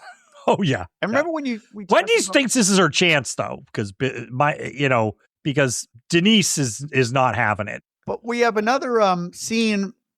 This is outside. It's like a pool party, I guess. They got to be friends of the director because there's a bartender and this girl standing there. Why are they here? Why are we spending time on these two? I mean, they have lines. They have dialogue. Yes. And I'm like, why are they? And he's not good. No, he's not. He's not. No. I was like, is that Molly Ringwald? Who is the girl? Yeah. I don't know who that is. Yeah. But thank God, because here comes T-Rex Michael. And you know what would be fun, Art? Well, remember in Jurassic Park, that awesome, I don't know if you saw it, Jurassic Park. Yeah, Erik came out a year before this movie. Okay. They had things, animatronics and stuff like that. They took it pretty seriously. They had this great thing that they worked on to get when the T-Rex is coming. I forget what is 2 tons or something like that. Mm-hmm. The cup makes a pool like a ripple. Yes. They worked on it so hard. And this one, they thought, let's copy that. And all they did was they fucking shook a table. Yeah, because they're at the bar. Yeah, just at the bartender, and then not quite the same effect. And Erik, this T-Rex is not big enough to be causing earth-shaking vibrations. Earth-shaking. You couldn't put that animatronic on the second floor of a building, ground floor only. So Billy's there, and now Billy's off with Wendy. And then we got remember that sidekick Weasel that's been in the movie for about 5 minutes? He's here. Memorable though, I have to say, he's an actor that stands out. So yeah, and he walks off to take a piss, and the T-Rex Michael is standing there, and he says, what the fuck is this piece of shit here? That's his reaction to a 12-foot tall, kind of awesome looking animatronic T-Rex in someone's backyard. And then he pees on it. Yeah. And Michael has just had enough with these guys. So this is what I have in my notes here, Erik, is this is Michael's Carrie moment that's coming up here, right? This is but as if Carrie was inside an animatronic T-Rex, yes, he lifts up his leg. This is Michael, and he just goes shump, like just picks it up, puts it down. But you got to remember, T-Rexes have those big claws, Erik, on there. Nasty feet, like a raptor. Nasty claws. Not. Yeah, it's like razor sharp. Yeah. So it basically rips Weasel's stomach open. Does it though? Because I don't know. Well, then we don't see it really. But then what they do is they have Weasel suddenly. We cut to him going, and he looks down, and he has his intestines in his hands. Yep. And then he drops them, revealing his bloody shirt behind They didn't even bother to make it look like it's in his There's an stomach. open cavity there or something. He's like holding guts and he drops them. Yes. And that's it. And he's dead. And then we cut over to Billy's car, which is now parked in a completely different spot. Far away. Sexy time. With Wendy in the back. Her legs are like straight up in the air. Like straight up. I told you she's a stripper. She knows how to. Straight up. And going at it. And the T-Rex, we're seeing the POVs approaching the car. And she sees the T-Rex and starts screaming. And Billy's going, I'm good, right? I'm good, right? I'm good, right? That one. Yeah, like he's just so excited that she's excited. But those goddamn Godzilla feet, I mean, it's just a joke. They're rubbery and just, But because they can't show it moving. They can't, why even show the legs, though? Don't even bother. Yeah, with I know. But he grabs Wendy by the leg with his mouth. Which and I thought was cool. She's hanging off. Looks like she's hanging off the animatronic. Yes, yeah. They did whatever to have her. She's screaming and hanging there. And so Billy takes off. Lisa, what a shit. Like, I mean, not much he can do, but where does he run there. to, Art? At this high school party. What is this setup that he runs to? It's the VIP tent, Erik. That's got to be what it is, right? There's a little rope there. Like, have you ever been to like an outdoor music festival? Yeah. And then you pay the extra and you get this little tent that you can go in and drink. Yeah. But I don't think he's allowed in because he's not coming in. He's standing just outside. Yes, and he's trying to tell everybody that there's a T-Rex here. And here's where they could have taken more advantage of, I think, why show these stupid... I love the arms. I'm in love with the arms now, but the legs, no. Mm-hmm. I will not have any emotions for the legs. I love the arms, not the legs. But the T-Rex head comes down and bites his head, but picks him up. And I thought, oh, well, okay, all right. Yeah. And then it bites his head off in glorious gore. Yeah. And then drops it. So I thought that. And the head drops, right? And then the head drops down to right in front. Yeah. It's the same movie where we just saw a guy holding fake guts in front of a completely closed shirt. What happened? I don't know. And then here's what I love is that they're all running. I forget where they are now, but there's stairs involved. The T-Rex. Michael sticks out his T-Rex leg. Yes. Not the arms, his big T-Rex leg trips the people trying to get out of the party. Yeah, but the bad guys. He trips the guy and steps on him. So we get a little crunching. Why isn't he just biting them? That head, we've already proven that it looks good. It's a great animatronic head. The freaking lips go off. We've already seen him step. There's only a couple things they can do here in this movie. What I'm learning is show the mouth crunching on a head. Yeah. And then Gunther got stepped on. This guy gets stepped on. But the stepped on thing was so stupid. It's like on cardboard. But Byron tripped too when he tripped the people. Oh no, Byron is gonna get killed. Yeah, but no, he picks Byron up, and then with what? Wait, he picks him up with what, Art? Well, this is with his little T-Rex hands. Yeah, his little T-Rex. Everybody, please, just if you can stop right now, Google Tyrannosaurus Rex and look at the arms and try to imagine how far you could get with these arms. He's like Stretch Armstrong. If he's able to bend over and pick up someone off the ground, I love it. It's like they're super long. They're almost like the arms from the Queen and Aliens. They've got to be that long. And he dusts off Byron's shoulder. He gives him a little brush off on the shoulder. I did laugh. Yes. I laughed at that moment. And Byron's doing a great job at like So he's going to continue his mayhem here. Because now two of the bullies go under their car because they see him coming. Because they cut to him coming, Erik, with that weird. It looks really bad. Just naughty. The T-Rex is coming. To know it's coming for them, right? So these two guys are the car, and their head is just about under the car, and the T-Rex walks up on top of it. But then. That alone doesn't crush the car. He actually walks up on the top, and then he jumps on the car, and it crushes this guy's head in half. And they do like a little squirt of blood out of somewhere. Out of his eye or something. Like out of his eye or something. So it crushes it. Yeah. This was the centerpiece. So Erik, I'm thinking I did not watch. I couldn't actually find it. I was so curious. The PG-13 version that they said, I think it cut a lot of this stuff out. I wonder what this was like watching this for years. That people watched it without any of the gore stuff that they're doing. Well, Billy's kill would have been just them showing the head, and that's it. Yeah, and or something. The guy, holding his own guts, you just see him go and fall back. I don't know. Yeah, it's very weird, but I can see. So now, I mean, Erik, the cops. This is where the cops pull up, and the deputies. The deputies, the cops, the sheriff pulls up. We meet our sheriff here, who we're going to learn is Byron's dad. Byron's dad? Yeah. Our black actor, Byron. Yeah. Who's gay, by the way, everybody. What's the sheriff? What's Byron's last name? You mean the sheriff of the town? Well, sheriff. It's Sheriff Black. Byron. It's Sheriff Byron Black and Sheriff Black. The two black people. The blacks. Okay. Yeah, the blacks. All right. Yeah, I'm sure they thought that was funny. Erik, yeah. Okay.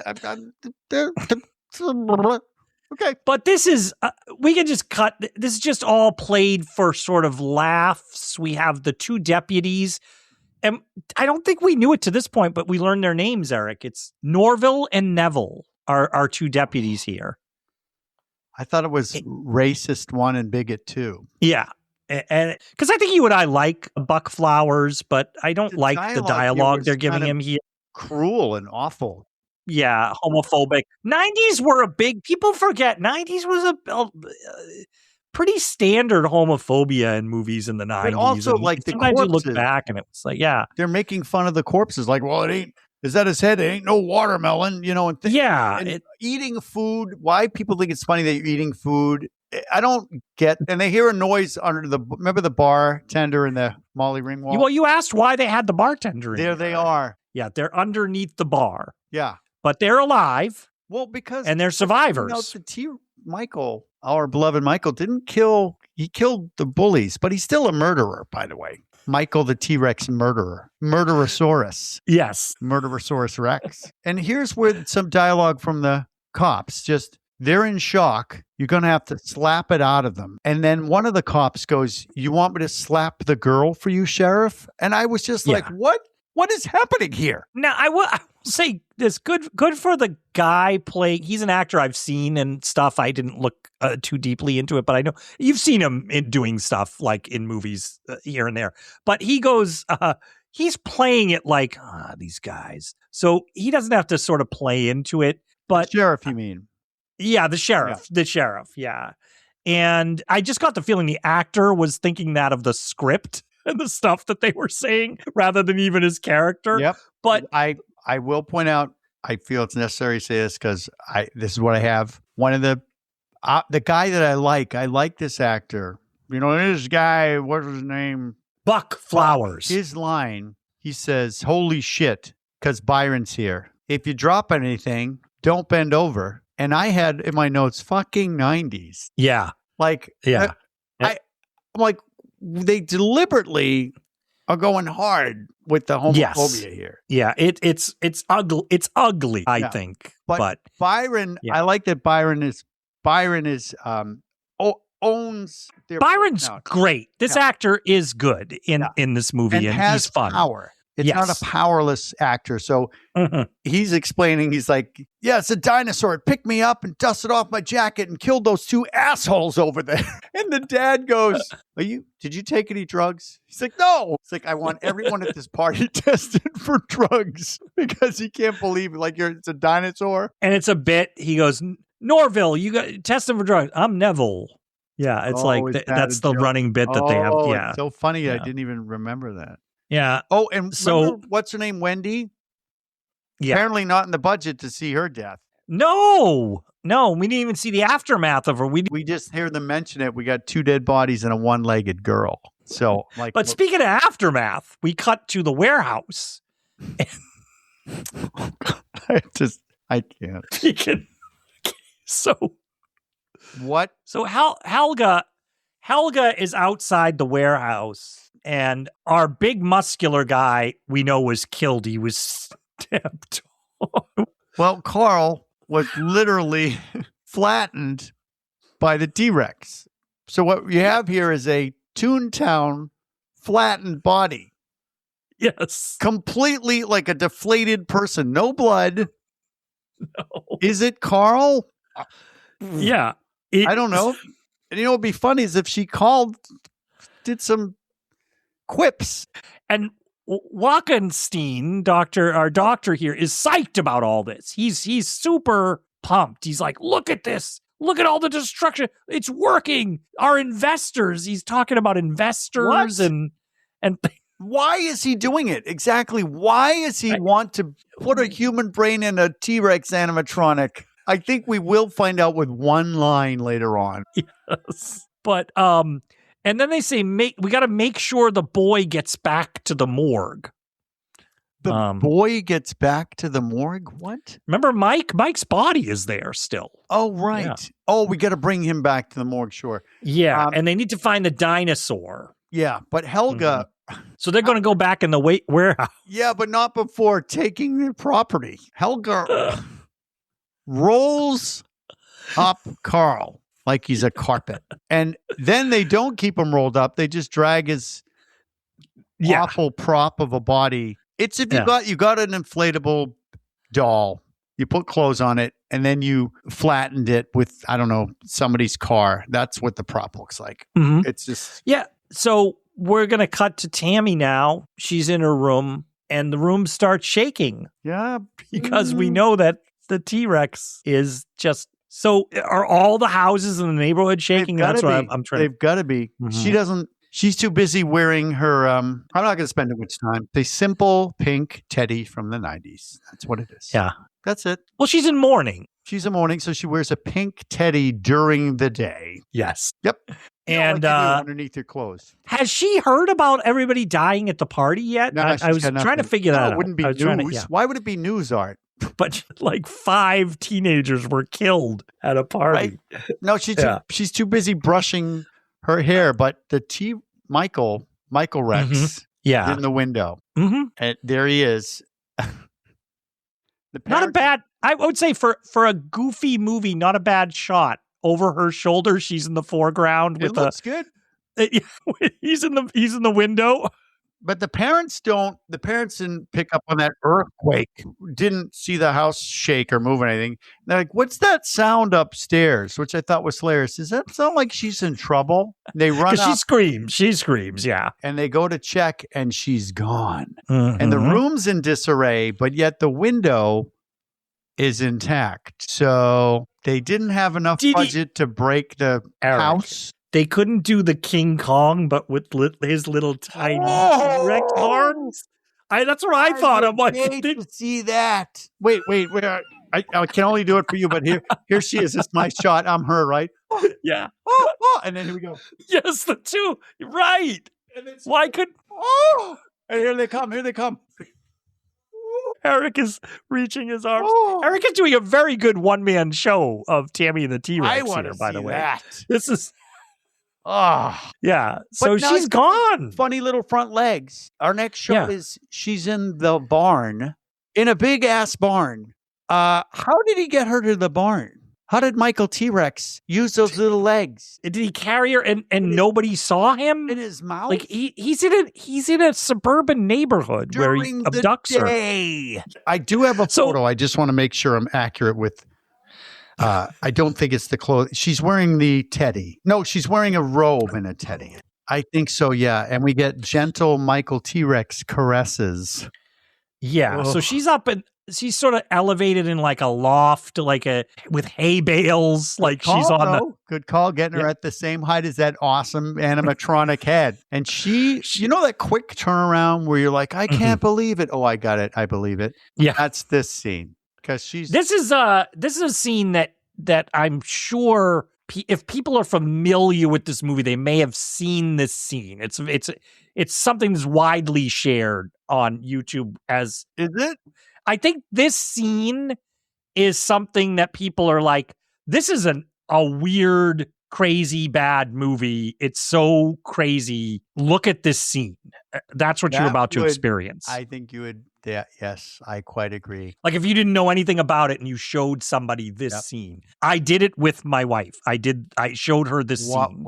Because she was asking. She had no idea what was going on. She's like, what is this? Well, so yeah. It's she wakes up and she's terrified of an animatronic T-Rex because her mind isn't registering it's an actual T-Rex, right? So she must have passed out and then she woke up here. Yeah. And he's got remember the rose they had at the beginning, yellow rose? He has a yellow rose. Mm-hmm. So how did Michael, the T-Rex, get this yellow rose? Did he stop at the florist first? He got it out of somebody's yard, maybe, but it's got a longer stem, a much longer stem than the other one had. Because he has to show her. He eats it. Yes. And then they're doing trying to communicate. And she goes, go ahead. You can do it. I don't know if you can do it, Erik. You can do it. Because she's over the fact that it's a sentient animatronic. She's over that now. And then she doesn't know where she is. No. She has no idea where she is. But she says, talking about the rose, she goes, Michael gave it to me. You knew Michael? Did you guys hang out after school? Or how do you know Michael? Do you guys, are you neighbors? How do you guys know each other? Where are your parents from? You knew? She's trying so hard. Denise, and we want to be, yes, I'm glad you brought that up. As Erik mentioned right at the top of the podcast, Denise Richards is playing this straight. Like she is not, there's no wink in her eye. There's no. It is like when you're acting against a Muppet and you're playing it real. Yes. And they start the rubber hands, man. You now like them. I'm kind of getting on your side too. I like them. Yeah, they're. Once you own that, they're just. I mean, all the way up to your shoulders, arms, and they're playing charades. And she's like, "Brain." She's really good at charades, or Michael's really good at charades, right? Well, you have a charades team, Erik. You've done this, right? Yeah, maybe even with your wife, where you're a team, and you're locked for some reason. You're kicking ass on everybody because for some reason that night you're locked in. Yeah. Sometimes it's even a stranger. You get paired up with a stranger at a party and you're like, we're just connected. Whatever it is, you got a symbiotic relationship going on there. Yeah. Yes. Yeah. So she and Michael are on the same brainwave. Ooh. Yeah. Yeah. I'm trying to think of another dinosaur thing and I'm falling short. We did fall short because I'm like, we should have reviewed dinosaur names. I got a few in, but I didn't. I think, but brain, Michael's brain. You have Michael's brain. Whoa, for the win. Wow. And it's all him just with his two little fingers. What if it was 3 syllables? One word, 3 syllables. What would he have done? Well, the other thing too, Erik, because I'm like, you guys missed. You missed the thing. When she gets it, she's like, you have Michael's brain. He touched her nose. They missed on the nose. Oh my God, his little rubber claw on the nose. I'm like, how did you miss that? They could get the payphone in, but they're out of time, Art. They're trying to move this thing along. They got 1 week left of the T-Rex. So this is now the emotional. She's reunited with Michael. And this is where you start to really see, like, it's up close because she's acting with the animatronic head of this thing. And you see the lips kind of have some articulation to them. Like it's great. They pull back. Great. Yeah. But she starts going, Michael, what have they done to you? What have they done to you, Michael? They're Denise Richards crying. Michael. She's always like this. She's Michael. Yeah. But I guess we watch that scene. If nothing else, everybody, you got to watch that on YouTube. Yeah, like I said, that it's wild. It's all, I don't know it's worth the price of admission, but it's a pretty wild scene. And they're doing an investigation now back at the house where she got abducted. Remember that? Yeah. So the police are there. It was a dinosaur. I mean, and then Tammy shows up. There's a lot going on in this scene, but I'll also say Wachenstein and Helga are across the street. They pull up across the street, so they're watching all this. And Byron's there too. Trying to explain. Yeah, Tammy shows up. Yeah, just walks Tammy in. comes in, and they're like, "What happened?" And she goes, Well, she says that I don't know. It must have been a meteor or something. "It's the exact dialogue." Yep. It must have been a meteor or something. Yep. And the doctor... Does that mean she's saying that a meteor went through her window? Or something, she said, Art. She doesn't know. The parents would be like, what are you talking about? Honey, come here. They just let her go in the house. Erik, they let a marauding band of They are not psychopaths in their house earlier. But here's a line. I think it's a joke line, but they're in the car. Our villains are in the car. And our other villain decided her shtick now is not only showing her undergarments, Helga, but she's also going to start eating food. So this must have been filmed in chronological order because she wasn't chawing on food before, but now she's got food in her mouth all the time. There's a new Helga thing, yeah. And then the doctor goes, I can't even do the accent. It's already been with her. How can you tell? I can tell by the way she's walking. Yeah, well, what? Erik, do you think they left that in for the PG kids VHS version? Probably. Because she's walking with glee and excitement. That's why. Yeah. And Byron and Dad, I have to say, they have a believable scene, which is sad because, you know, it's not that kind of movie. But they actually have a real scene together. I'm like, oh, you guys are acting. Cool. Yes. And in my second we're all of a sudden back in the real teen drama movie. Remember the lion attack? The serious lion attack? And then we got a T-Rex freaking doing charades with his girlfriend. But how many outfits does Byron have? And he rocks them all. Yes. He's never in the same outfit. Neither is Tammy, but this guy. But she tells Byron, Tammy's like, hey, Michael's brain is inside of the dinosaur. And Byron's like, yeah, I believe you. Yeah. Because it picked me up. Yeah. He says, do you believe me? And she's like, yeah. Yeah. And so these two are, on it. Oh, remember there's a plot? Do you remember there's a plot to the movie? Well, it's a new plot. Twist? Yeah. What do you call it? Well, add-on? I don't think it's a twist. It's like they want to get Michael's body back so they can put his brain back in the body. Right, because that makes perfect sense. Yeah. And our villains are staking out the house because they want to find the T-Rex. They want to get the animatronic T-Rex back. So they're following Tammy. So that's what's happening. This is getting really labored at this point. I have to say 78 minutes. I don't even. At this point, Erik, I don't know how you were feeling. I was like, I feel like I want this movie to be wrapping up at this point. I know, and they just added another thing. Like, now we have to get his body back. I'm like, right, it's like a whole other, Do you? And they have a funeral. They have a funeral, so the body is in the coffin, right? Yeah. So they're at a funeral, and my thought was, what the hell are Byron and Tammy wearing at the funeral? Is it a costume party funeral? That was my costume party. I'm like, are they cosplaying right now? Is he supposed to be like a Nubian prince, and she's going to the vampire lounge to find a victim? What are they wearing? Yeah. And off to the side, we see that T-Rex Michael is just behind a couple of trees. He's hiding. Watching the funeral. Nobody sees him. Even the guys in the back, the background actors who are there to, I guess, bury the body. Yeah, nobody sees him. And also our scientists are staking it out to the funeral. Yeah. And Uncle Bob gets his lines. He gets drunk Bob. And he makes a joke about him being drunk. And we see Michael laugh. We see Michael T-Rex go. The T-Rex. But then also he says that, he really cared about Michael and, he was the only family. The T-Rex is crying now. Is that how T-Rexes cry? Yes. What happens is it looks like somebody turned on a small faucet. That's how T-Rexes cry. Yeah. It's dripping off of his head.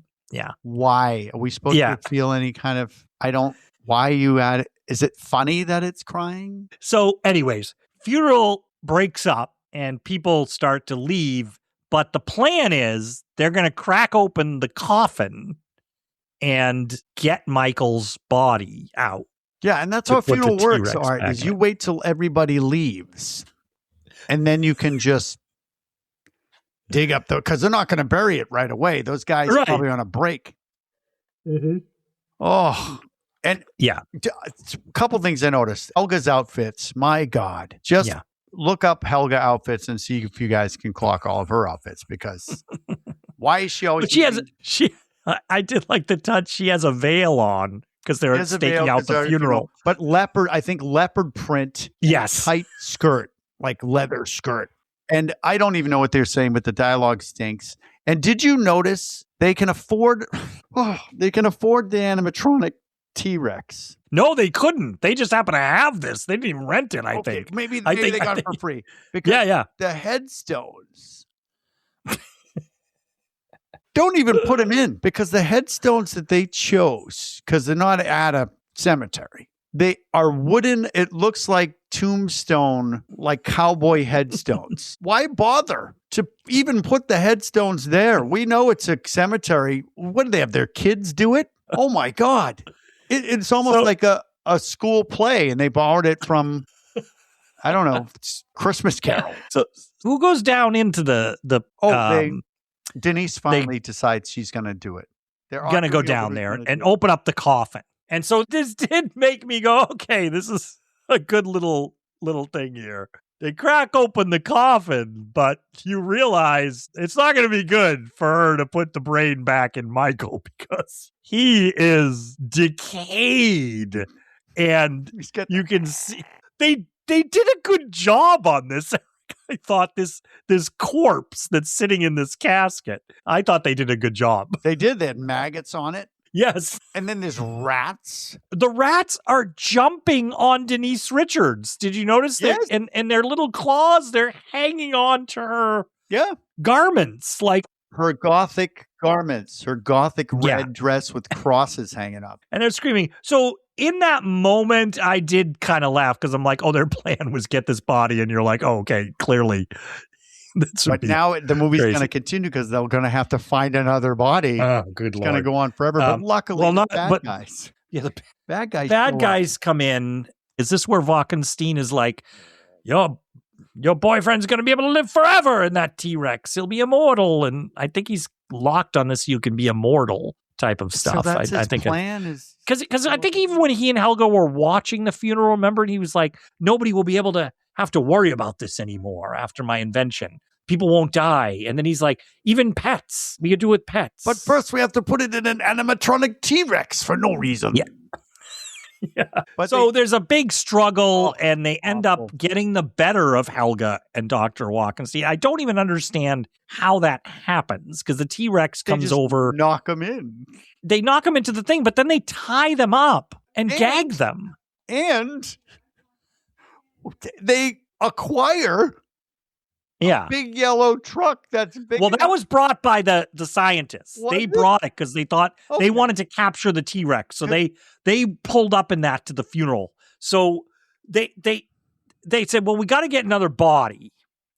And now they're going to go to the morgue. Yes. So Byron and Tammy are going to go to the morgue. Yes. And we also see Tammy, she's kissing the T-Rex now. She's treating the T-Rex like it's Michael now. She's like, oh, I love you. Kissing. Yes. Yeah. It was very like slapstick, stupid comedy there in that scene. And it makes no sense, because they pull up to the morgue and they have Helga and Dr. Wachenstein tied up and gagged inside with tape and the truck, ropes that they had. I don't, something happened there, or they just said, well, we just need them here. So they go into the morgue. Oh, morgue scene. Yeah, morgue scene. Remind me, you and I did a movie called Reanimator, where they were looking for a body to do the reanimation on. Mm-hmm. And it's that thing of they're looking through these bodies so that she can find somebody that would be suitable for them to put Michael's brain into, so she and Michael can have a relationship. Well, Art, I don't know if you know, but Byron. Yeah. I don't know if you remember, but Byron's gay. Because they're looking at bodies, and Tammy says, I don't want a girl. And he says, well, neither do I. Yeah. Get it? Because he's gay. Yeah. Isn't that funny? But that girl is looks freshly killed, and she's attractive. The one in the morgue slab. I swear I thought that was our one-legged Wendy, but it's not. Why aren't they in there? No. Why aren't they in there, Art? Yeah. And why is so and many then, so people they're doing die? this thing, and they're looking at people, and then they're like, well, he should decide. So they're dragging the bodies to the window. And the T-Rex is outside in like a landscaper's truck, like something you'd use like a landscaper. And the T-Rex is giving them sort of thumbs up or thumbs down with his T-Rex arms. Because he doesn't have thumbs. He's got to use the fingers. And so it's like, oh, that one's too short. Yep. And well, it'd be funny if the T-Rex was scratching his head to think. And that's what Michael does. He's got his two. Wait, can I get two? He's like, no. And he had to think hard, Art, about whether or not he wanted to go into the girl's body. He did. I didn't expect that. Yeah. Actually, she didn't know that Byron was going to do that. Yep. Byron slid that one in there. He holds up the girl, and she's like, "Oh, I don't want a girl." But the T-Rex, Michael's like, I don't know. It's the nice body. Yeah. You know? Pretty progressive for the 90s. Yeah, we were, no, and so he said no. Yeah, and then she's like, oh, good. But you know what? Let's just drop that entire plot because the police show up and they go, forget it. The police are coming. They don't even take a body. And the villains are hopping away. Yeah, the villains get out and they rip off each other's gags. They have tape over their mouth. With their mouth. Wachenstein and Helga. With their mouths. And then Dr. Wachenstein says, Helga, and I think he has a different accent when he says this. I think he does. He says, chew my rope. And Helga drops down out of the frame. And I wonder if they had time to do like 10 takes of this to see with different expressions. Or something. I say that it was funny because it was subtle. And I thought, okay, good for you, because you could have been like, he didn't go over the top. He didn't go like, yes. No, he didn't. You're like, okay, I get it. Very funny. Yeah. So then we have a police chase. Yeah. So they're going. So the police we're in a chase scene it's hard to describe to those of you maybe listening to this that haven't seen this movie. It is a big yellow truck with a animatronic T-Rex hanging out over the top of it. And so Byron and Tammy, Byron's driving, are racing through LA streets with this T-Rex in the back of this truck. And now they're going to be chased by Neville and Norville, the deputies. So there's actually filmmaking craft here on this chase scene. This would be a good television show level chase scene. They're filming through trees. The cars are peeling out. They're doing some stunt work, lights. I was like, okay, so they're doing this, but it's just so ridiculous because they're chasing this T-Rex there. A couple things I just want to point out is that those deputies, man, I think the director hates gay men because there's one point where he's like, yeah, we're chasing your son. I was like, oh. Yeah, no, that was. But then one funny bit, because you get a little redemption there, is Byron goes, hang on to your boobs. It's going to be a bumpy ride. And then Denise Richards actually does a comedy bit by grabbing her. But like you said, Erik, she does it in a serious manner. Yeah. Like she's following his instructions. I don't know. Should I? And then they're racing through an orchard now. Well, it's tough because those branches are getting lower and lower and lower. And our T-Rex is in this thing that's sticking out of the top of the truck. And they crash and they end up at the edge of some water. So they can't go any further. But they look back and the bed of the truck is empty. Like there's nothing. It's crashed off. So they run back and there's the animatronic just standing there. But you know, it fell. It has the little pieces on it, pieces of branch. Don't break my animatronic. What do you do? Don't put it on its side. You remember that guy, the owner? Don't do it. Yes, I remember that. You're bringing him back. Yeah. He's the one wanted to mess with my T-Rex. You're more consistent with that guy than Dr. Terry Kiser was with Dr. Wachenstein. Yeah, but Byron's like, I'm gonna slow them down, and he goes and tries to stop his dad, and they cuff him. And then we get the shot. This is a I think it's a gorgeous shot, actually. It's the silliest, most ridiculous movie. And we cut to Tammy is riding the T-Rex. Yes. At the edge of the pond, across the way. It's beautiful. And then they have a shot of it, but from behind, and it's a gorgeous, smoky, smoke-filled air with the sunset. She's riding into the sunset on the T-Rex. Yep. And it was a stop motion from across the pond. So yes, stop motion Tammy and Michael T-Rex. Yeah. But the shot of her behind on the animatronic, that looks good. It looks good. But real fire. It was a real Calabasas fire was going on. Really? And Denise Richards, I looked up an interview with her because I wanted to see what the hell was going on here, right? Denise Richards said it was her first movie, so she's doing this, and this was the last day of filming that they're doing this. And it was an actual wildfire happening. That's why the sky's like that. And they just kept filming because they had to get all this stuff. And she said, we are on, they're shooting that shot, she goes, I'm on Mulholland on the animatronic, which is, they have it on a cart on wheels that they're pulling it down the street. And the smoke and the fire engines and everything. And she goes, I'm just a young actor. It's my first movie, but I'm starting to go like, should we be like evacuating or something? Stop. She goes, and she goes, no, they're all like, no, gotta get the shot. She goes, and like, it's getting smokier and and she did say something funny too. She's riding on the top of the animatronic and everything. And she goes, I learned this about the film industry. They're like, do all this stuff on the last day because I fell out and broke my leg. Like, at least they got the whole rest of the movie shot.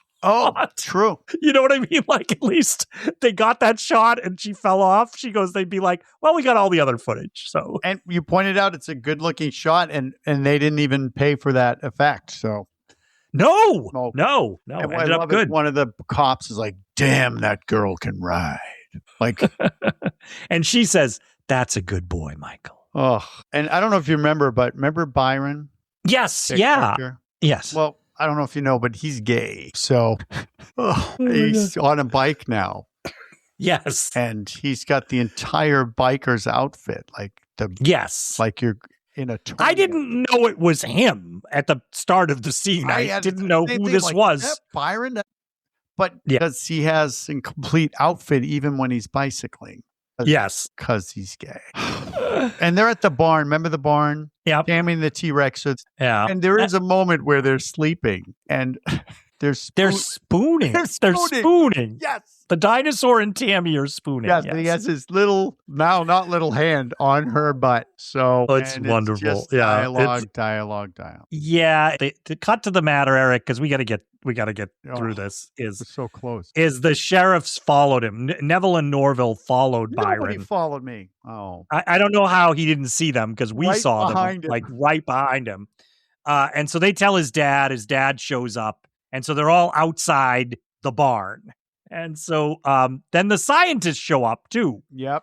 And so everybody's there outside the barn. Tammy and the T-Rex and Byron are on the inside. He comes out waving a flag, white flag. He comes out. Well, it's not a white flag. No. I know one of the deputies points that out. I just want to point out that when they're like, yeah, we have to wave a white flag. And Byron goes to Tammy, we need something white besides you. I was like, good for you. Get him. And then there's no way, because they have the white flag, the white bra is the flag. There's no way, Art, that is the bra that she was wearing. I'm sorry, but it's not. She's wearing a corset, if anything. Yes. So just so you know, took me right out of the movie. Right out. I was invested until this point. Yeah. But they arrest Byron. And then Wachenstein says, let me go in there with a tranquilizer. I'll get that. Is it Byron who says? Byron's getting his, this is what I mean about a strong character. He's getting his kicks in. He's like, yeah, well, how could you use a tranquilizer gun if it's an animatronic? And then people are like, wait a minute. Yeah. Well, and Wachenstein himself has to go like, he has to kind of explain, well, it's a animatronic, but we're putting a thing in. It's a brand new thing that we're doing. It's this huge thing. And I'm like, memory cells.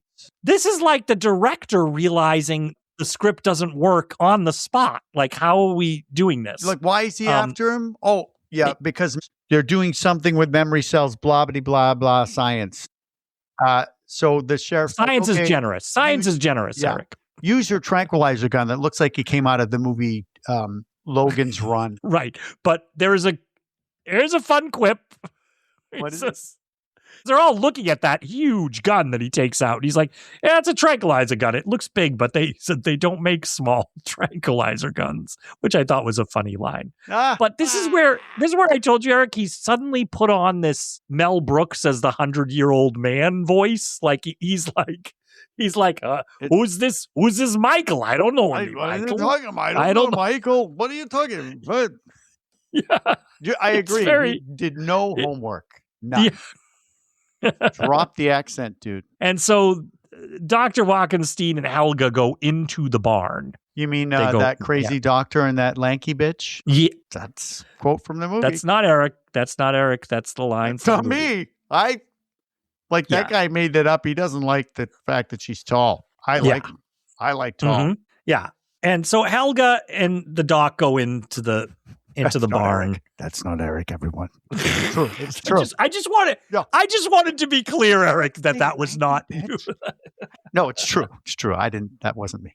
Yeah, the tranquilizer gun, and you got to have these awesome moments of comedy. Yeah, they're in the barn. It's all quiet. Yeah, all big quiet. Yeah. And there's a bird. He shoots the tranquilizer gun. And at this point, I'm like, please be over. Because I don't know, did he hit a stuffed deer on the wall? Because there's a stuffed deer on the wall, but there's also a bird or chicken or something flying. Helga says, good shot. It's like, oh, thank you. I'm like, do we need this to continue? We don't.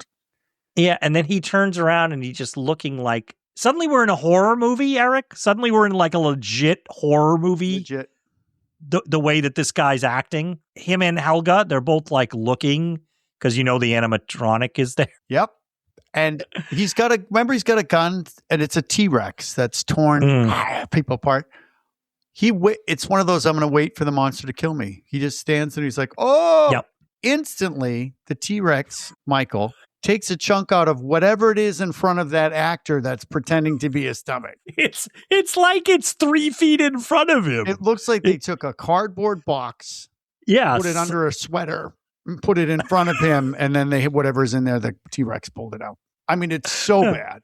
But Erik, then they said, it doesn't really look good. So how do we sell that we yanked out his intestines? What do? They throw a pile of intestine type stuff at Helga, the actor playing Helga. In slow motion, it's like, Erik, you know what it's like? If I surprised you and dumped threw a laundry basket of clothes at you, but they were actually intestines or something.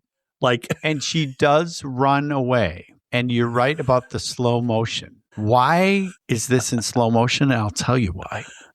Yeah. Because there's no reason for it to be in slow motion. Remember I said she has a short leather skirt? Oh, yeah. She's running away, and her legs don't stop until they hit the floor. She's a beautiful woman. Yes. And her skirt starts riding up, and while she's running like an antelope, takes the time to pull the skirt back down in place. And I think that the camera operator was like, we got to get this in slow motion. See, I was wondering, it's funny you bring that up, Erik. As I was watching it, I was wondering, is this the actress going like, oh, I got to pull my skirt down while I'm running away? I didn't realize it was going to pull up this way. Or is the actor playing Helga, who seems up for all this, in on it? And they thought this was a fun thing to do. I couldn't tell. If I had to tell which Jurassic period this would be in. No. Does that work? That doesn't work at all. But I'd say that she did it as herself, trying to hike it back down. And they caught it on camera and like, this is cool. Yeah. It's the only slow motion. Yes. Doesn't make any sense. And then the police open fire. There's a lot of guys there suddenly with guns, and they just open fire. Yeah. On the T-Rex in the barn. Mm-hmm. And they have the aim of stormtroopers, because there's no way that they can put squibs on this expensive animatronic. Not one bullet can be seen. Because hitting Because Erik, T-Rex. I'll be the director. I'll call you. Hey, I know you said we could use the animatronic. We want to put some squibs on it. What are you going to do? Put the squids? This is no squids. Squibs. We need to put the squibs. What is the squib? What do you do? What are you talking about? It's a little thing that explodes on it that you can make it look like it's got. Oh no! You're not putting a squib on my animatronic, the T-Rex. So forget about it. No!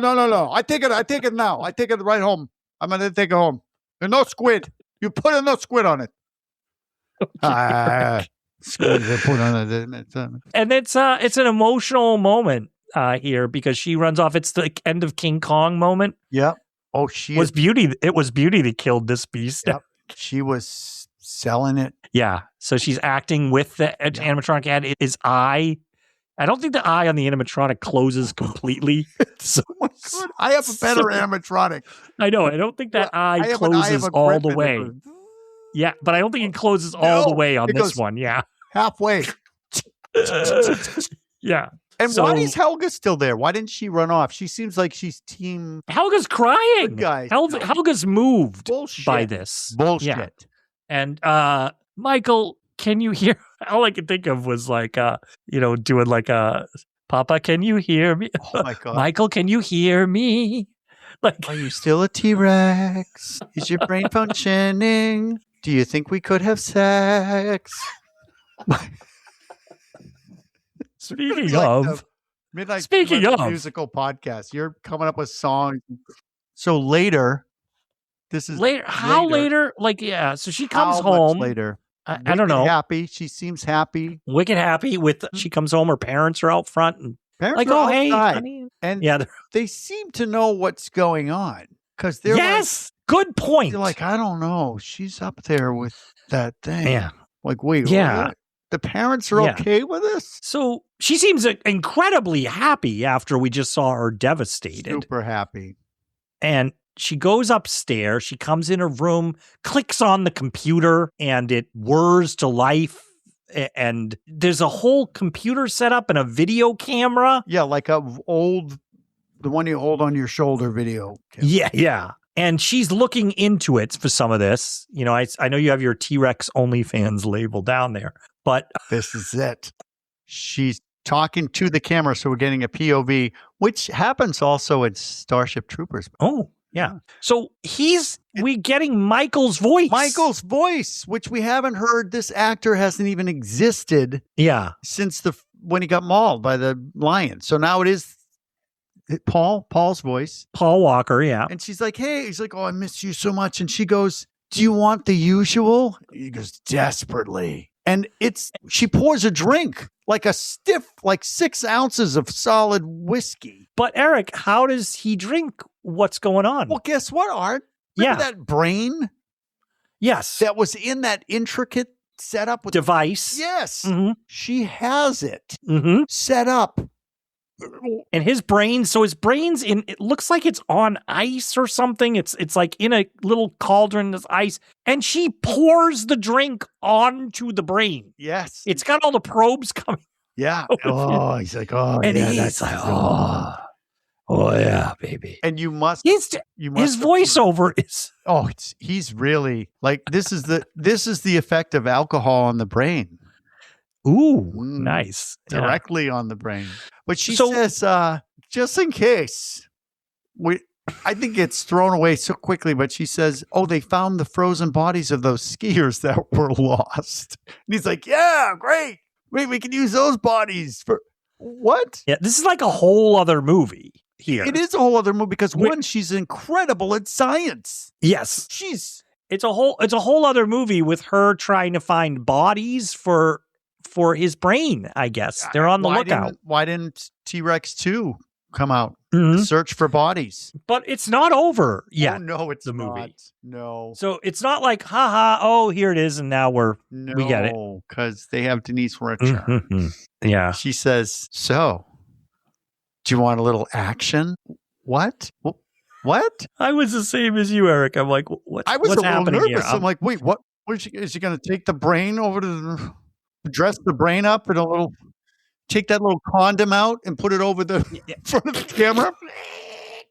You're like, what's going to happen? And then his voiceover is not helping at all. Oh, He's no. Like, oh, yeah. Oh, yeah, I've been waiting for time. I'll be right back. Oh, don't be too long, baby. I can't. She leaves the room for, I think, 7 seconds, right? She grabs a white boa on the way out, comes back in 11 seconds. Erik, this has got to, I know it's late in the podcast, but a little bit of underwear corner here. This is. Yes. This is the world of Victoria's Secret. It is it's a bodice like you would wear, like at a wedding, like underneath a wedding gown, that kind of thing that you would have. Yeah. And then the freaking long white stockings with the garters, shoes, a robe, and a boa that comes off. Yeah. She is like, and she's got that naughty necklace thing, that you wear to bed to keep your neck warm. Not sure. So she's gonna do something for him, and she says, I want people to understand this is the same movie we've been talking about the whole time. We're not talking about a new movie that's starting. No, we're not. And she says, "You're so naughty. You drive me crazy." Oh, yeah. She is. What? It's a video camera. And we haven't seen Tammy be like that the entire movie. She's like Helga right now. Yes. Uh-huh. And she starts playing music. And then she starts. It's not a great dance for a cheerleader. It's not that great. I don't think she was trying hard here. But she's just dancing in front of the camera and doing a strip tease. A strip tease for him. Yes. And it's extended. I want to let people know this goes on for a little bit. Like this is No, it doesn't. I think Michael it would have gone on longer, but Michael Michael couldn't handle it. Remember that one condiment? Michael was very excited. He's excited now. That's right. Yeah. And because his voice, he's going, oh yeah. I don't want actually us to even do it. And the brain is sparking. Yes. And I mean, what we basically get, Art, just so we're all clear, is remember his little button that the doctor was playing with where he's like, what's this? What's this? Boing, boing, boing, boing, boing, boing. Yeah. Apparently, the brain doesn't need that extra bit of flesh. It doesn't need that extra part because he has a brain orgasm. He's like, yes. The sparks are flying off of it. God. And Erik, she comes up to the camera and she says, I'm going to screw your brains out. Get it, brains? But that's like it. She needs to talk to a therapist. Almost everyone in this movie needs to talk to a therapist, except for Byron. I think Byron and his dad are pretty good. Erik, I think after recording this, we've been talking about this for 3 hours. I can't believe you and I might need a therapist. You said at the beginning of this is going to be the shortest. I will say you thought I was probably wrong. I was, but we're not done because she says her bit, and then the brain, Michael, the brain, no longer the T-Rex, says, "You got to get me a body. I can't take any more of this." And that's it. That's it. This is how it ends. That's how it ends. It ends with basically Denise Richards doing a striptease and a brain orgasming. All right, Erik. So we're here. We did it. We made it through. This is a kind of a cult classic for a lot of people, and we made it through. You and I. Yep. We never had seen it. This was a wild ride. People are probably wondering, should I check that out? If somebody asked you, Erik, hey, this Tammy and the T-Rex, like I heard it's funny. What would you tell people? Get 6 people. Get 6 people together, have nachos, and get 2 fingers of a drink in you first, like hard liquor, and then maybe a Zima or something. Yeah. And then just watch it and comment on it together because just the hands alone, the rubber hands. And then you're just going to have to suck it up with the derogatory jokes. But yeah, I would say, see it. I'll just say this. I have a tough time with these ones where comparing it to like Santa Claus Conquers the Martians, which is a movie that we did, where it is legit that it's a so bad it's good movie. I have a tough time when I know the filmmakers are a little bit in on it. Like they're trying to do funny stuff. The problem. That is the problem. Yeah. It's like, cause then I'm like, when they're trying, I'm sort of upping my expectations. I'm like, okay, you're trying to make this funny bad. So you gotta deliver. You gotta deliver on some things. And I don't know that this movie did it completely for me. But I agree with you. It's fun. I wished while I was watching it, take this however you want, I wished we were watching it together. Yeah. Like I was watching it by myself and I wished I had somebody else. So I take your suggestion. I think that's a good suggestion. If you can don't riff off don't somebody else, like what? Don't not to be taken alone. Right. Yes. Do not watch this movie while operating heavy machinery, because it also gets uncomfortable watching it alone in that end scene. Art Denise Richards. Denise started her career with kind of a watch what I'm doing in front of a camera. And now that's what she's doing now. She's got her OnlyFans. That's so she's right. Come full circle. It's her and an animatronic T-Rex. You go on there and she's like, this is my boyfriend. I call him Charlie. Charlie, if you're out there, you're an asshole.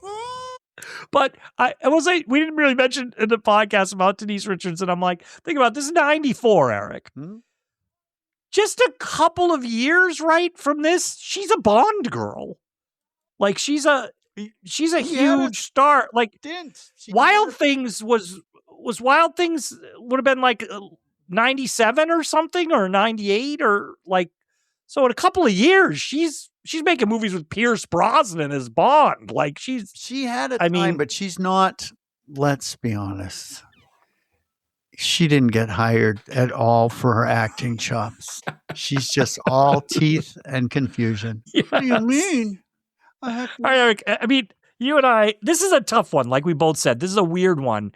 If we had a rating system, I would think like, a rating system for the podcast, like some podcasts is like, we're giving this 3 tombstones and we're giving this, and we don't have that yet. So yes, we do. We do. Oh, we do. Okay. I don't understand. We do. That's why, see, people just listen to the end. They know we have a rating system. You don't listen to the end. That's your problem. We have a rating system. It's 4.5 out of 10 OnlyFans pages. Oh gosh. No, that's not. That's not. My notes are off. 4.5 out of 10 animatronic dinks. Nope. No, I think that's it. Oh, okay. Yeah. It's 4.5 out of 10 animatronic dinks. Yep. But you really have to press hard. Whoa. We can use that for every movie now, Eric. Oh. I mean, Eric, that's what you and I think about Tammy the T-Rex. But I am really fascinated to hear what other people think about Tammy and the T-Rex. Yes. Dinosaur. Yeah. And if you want to tell us what you think about Tammy the T-Rex, or if you want to recommend a movie for us, you can reach us at Midnight Cinema Pod. Ugh. Yes, midnightcinemapod.com. You can subscribe to us on any of the podcast platforms, Spotify, Apple, YouTube. We're out there. You can, and if you're there, leave us a review or a comment. We always like hearing from people. And Eric, I have had a great time talking about this movie with you this week. Me too, Art. I've had a great time with you as well. Oh, yeah? I've had a great time, Art. I love looking at your face. Pour alcohol on my brain. Eric, it's sparking.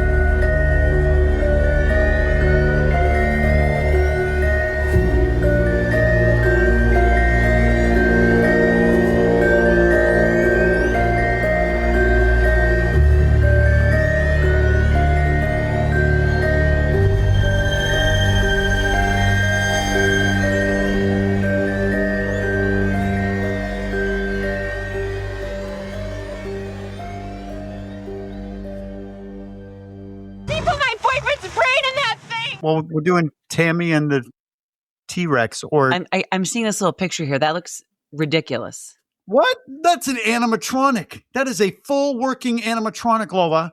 That's like $80,000. It looks like the T-Rex is. I don't know. Say it. It's kind of sexual looking. It's like they're in bed together. She's looking at my little pics. They put my boyfriend's brain in that thing. So Ursina, I did write a song for our podcast for Tammy the T-Rex. Is this our time to sing it? But Erik, I'm scared that Erik will not like it. And I said, I think that at least Ursina will know this song that I'm basing it off of. Good. Oh, sing it. I want to hear it. You're going to know. Okay. So here we go. I hear pterodactyls, they're screaming above. Tammy, Tammy, Tammy's in love. Mike's brain in the T-Rex, it fits like a glove. Tammy, Tammy, Tammy's in love. Does my T-Rex feel what I feel when he strikes fear? The teens scream so painfully, you'd think the cops could hear. I wish he knew that I know a body's just skin and bones. He's my prehistoric Romeo. I love his brain so. Oh. Do you know that song that he's parodying? I'm Tammy from Tammy and the Bachelor and all those movies back in the 50s. No. See, I said maybe Ursina will know this song. Art's 98 years old. I know. So that'll get cut from the podcast because I was like, nobody's going to know this song. Wow. They put